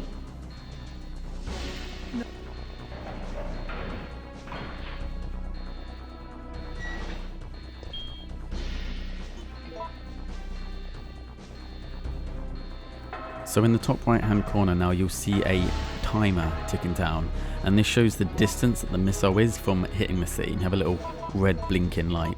So this is your last opportunity to grab the stuff you need and then move forward. Incinerator manual. The incinerator plant is one of the facilities that burns the disposable items which are sent from the laboratory. The incinerator burns the waste materials that cannot be decomposed at the treatment room. It also supplies electricity to the facility by a thermal power electricity generator. Part of the electricity is stored in the big battery installed in the facility's underground area. The electricity is used as an auxiliary power source. The auxiliary power circuit will be activated once the 3 auxiliary circuit units are properly placed in their sockets. In case the circuits are not connected automatically, a person can connect them manually to activate the system. Classified photo. In my opinion, I feel that it's too early to use this Paracelsus sword in actual fighting. However, in order to acquire the G virus that Umbrella has developed, it will be a great help to us. The power of the rail cannon is satisfactory, but please note that it is still having a few remaining problems. Technology Division Colonel, Franklin Hart. Checking system.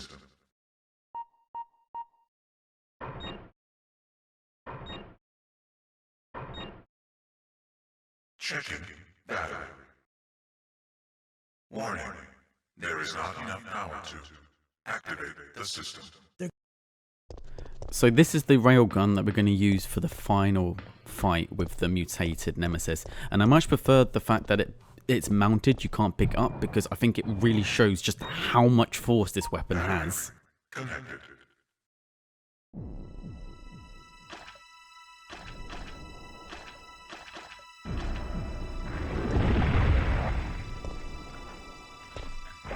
Now, I really preferred the railgun's design in the classic Resident Evil 3 because it's a mounted fixture and it really shows just how much power. You need like 3 different generators just to power the damn thing.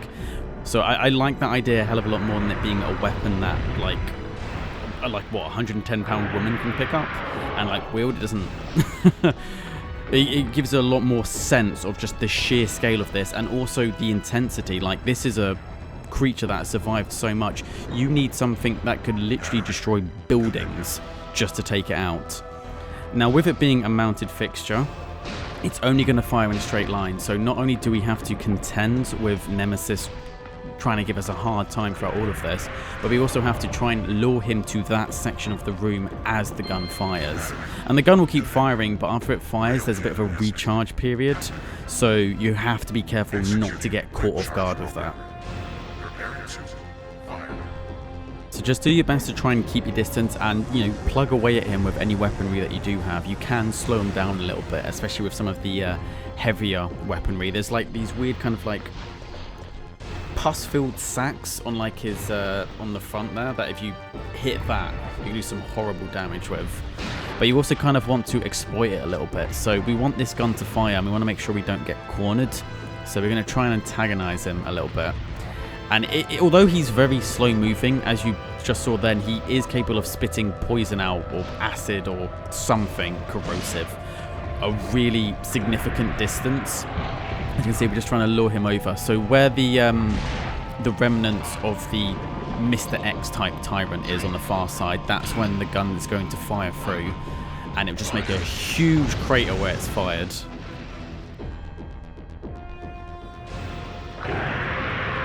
So after it's fired for the first time, it does open up the room a little bit more to be a bit more of a circular area.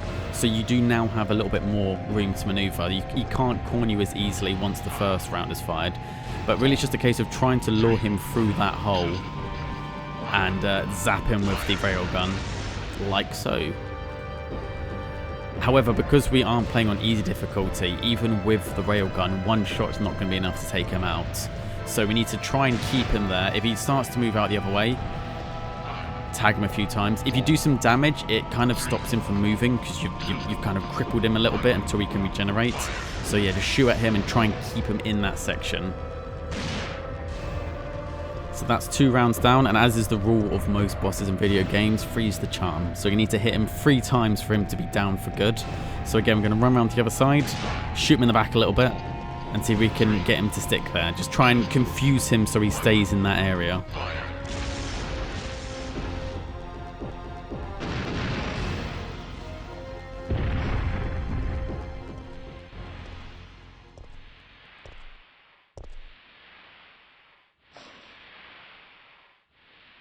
Warning. System overheating. Enter cooldown mode. So with Nemesis a smouldering heap of biological mass, make your way out back and get out of here. But like in any good monster movie, Nemesis is going to come back for one final scare. He's still half alive despite all of that. And we're presented with our final live action. You can either just get out of here now, in which case the creature will just presumably die in the explosion, or we can spend a little bit of time and finish it off personally.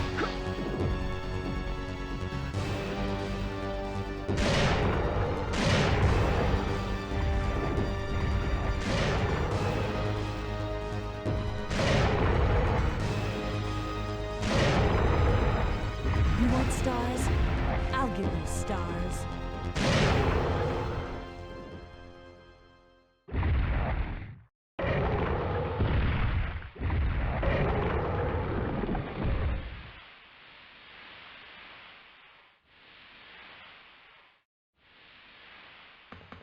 And with that, possibly the most badass creature in all of Resident Evil is finally dealt with. So make your way through to the back, get downstairs, meet up with Carlos, and we'll see if we can get out of Raccoon City before it blows the crap up.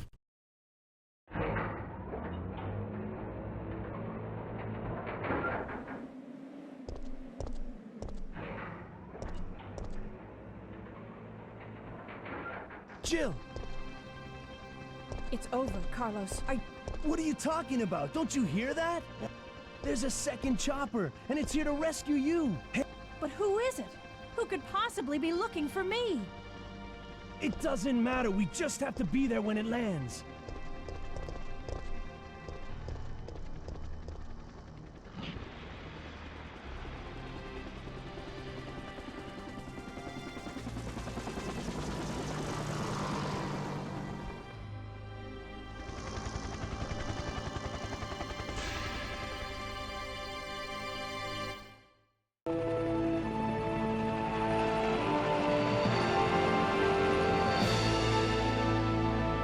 Thanks, you saved us.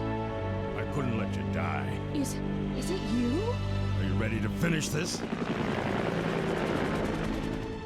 It's coming! Yeah. It's the end.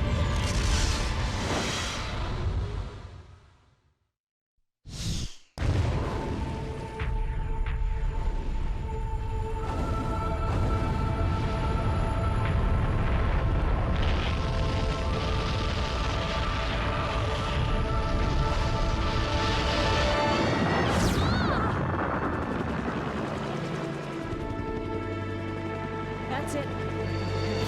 Umbrella's going down.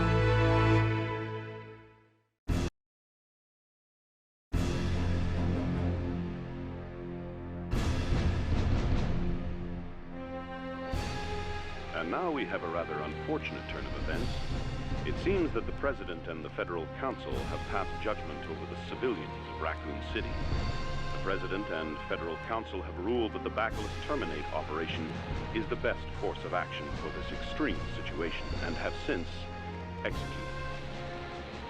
Based on that fact, Raccoon City has been literally wiped off the map. Current reports have the death toll surpassing the 100,000 mark.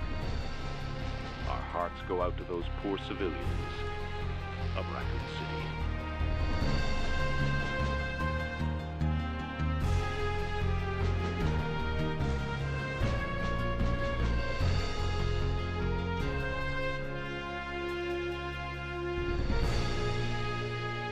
And that is us done. Thank you very much for watching this.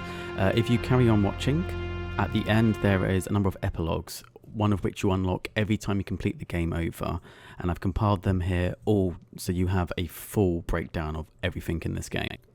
So one thing I didn't really get the opportunity to show off in this walkthrough is if you start New Game Plus, you will find that Operation Instructions A is replaced with Jill's diary. So I'm going to read that now. August 7th. 2 weeks have passed since that day. My wounds have been healed, but I just can't forget it. For most people, it's history now. But for me, whenever I close my eyes, it all comes back clearly. Zombies eating people's flesh, and the screams of my teammates dying. No, the wounds in my heart are not healed yet. August 13th. Chris has been causing a lot of trouble recently. What's with him? He seldom talks to the other police members and is constantly irritated. The other day, he punched Elran of the boys' crime department just for accidentally splishing Chris's face with coffee. I immediately stopped him, but when he saw me, he just gave me a wink and walked away. Wonder what happened to him. August 15th, midnight. Chris, who has been on a leave of absence for a vacation, called me, so I visited his apartment. As soon as I walked into his room, he showed me a couple of pieces of paper. They were part of a virus research report, entitled as simply as G. Then Chris told me that the nightmare still continues. He went on to say that it's not over yet. Ever since that day, he has been fighting all by himself without rest, without even telling me. August 24th. Chris left the town today to go to Europe. Barry told me that he would send his family to Canada and then he would follow Chris. I decided to remain in Raccoon City for a while because I know that the research facility in this city will be very important to this entire case. In a month or so, I'll be joining with them somewhere in Europe. That's when my real battle begins.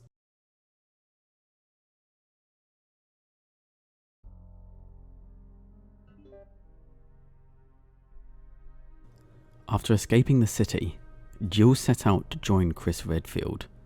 However, all she found was an empty hideout of Chris's. On the floor was Chris's knife. Jill left without hesitation, because she firmly believes that Chris is still alive. She will search for him until she finds him. Then they can go and put an end to Umbrella. Please forgive me, Claire. Chris Redfield has just finished this letter with his signature phrase. As he removes his sunglasses, a lady walks by him with light steps. She looks about the same age as Claire, he thinks. A short time later, Chris discovered that his sister was looking for him, but was caught.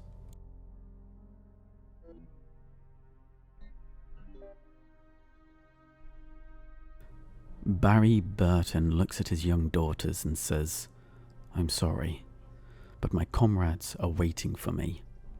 He knows that he must repay his teammates for forgiving his betrayal, even if that means leaving his family for now. His wife tries to hide her fear, so she smiles and says, "Don't worry, we'll be okay."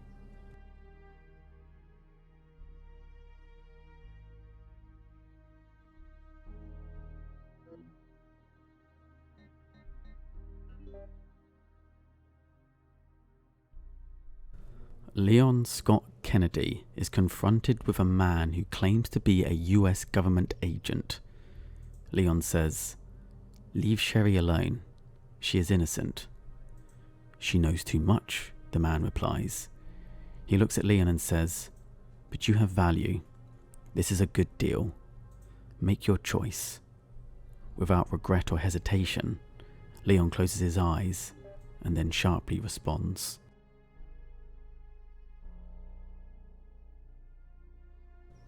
"Leave us alone." Claire Redfield couldn't believe Leon's words.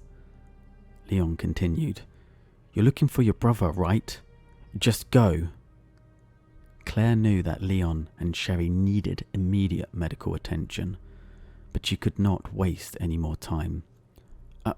I'll be back.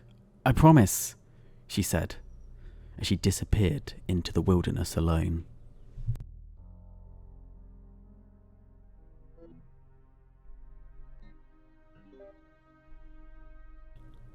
"Do you have any relatives?" When the army officer asked her, Sherry Birkin did not respond, for she has no immediate relatives. Her father and mother died because of the G virus. And so, this little girl holds herself with her arms and bites her lip tight. She thinks, "I'm sure she will come back. She won't forget about me."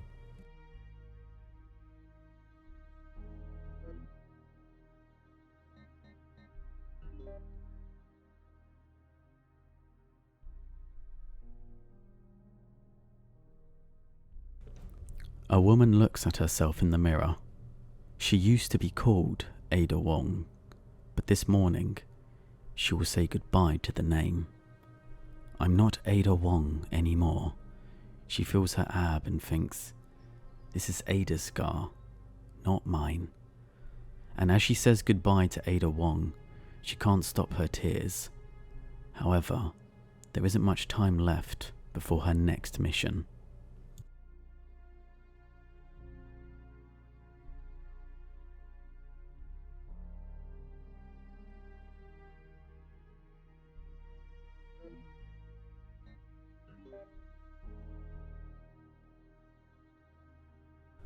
Once again, only you survived, Mr. Death. The chopper pilot speaks with a cold bitterness. Always, only you survive, Mr. Death. The pilot continues.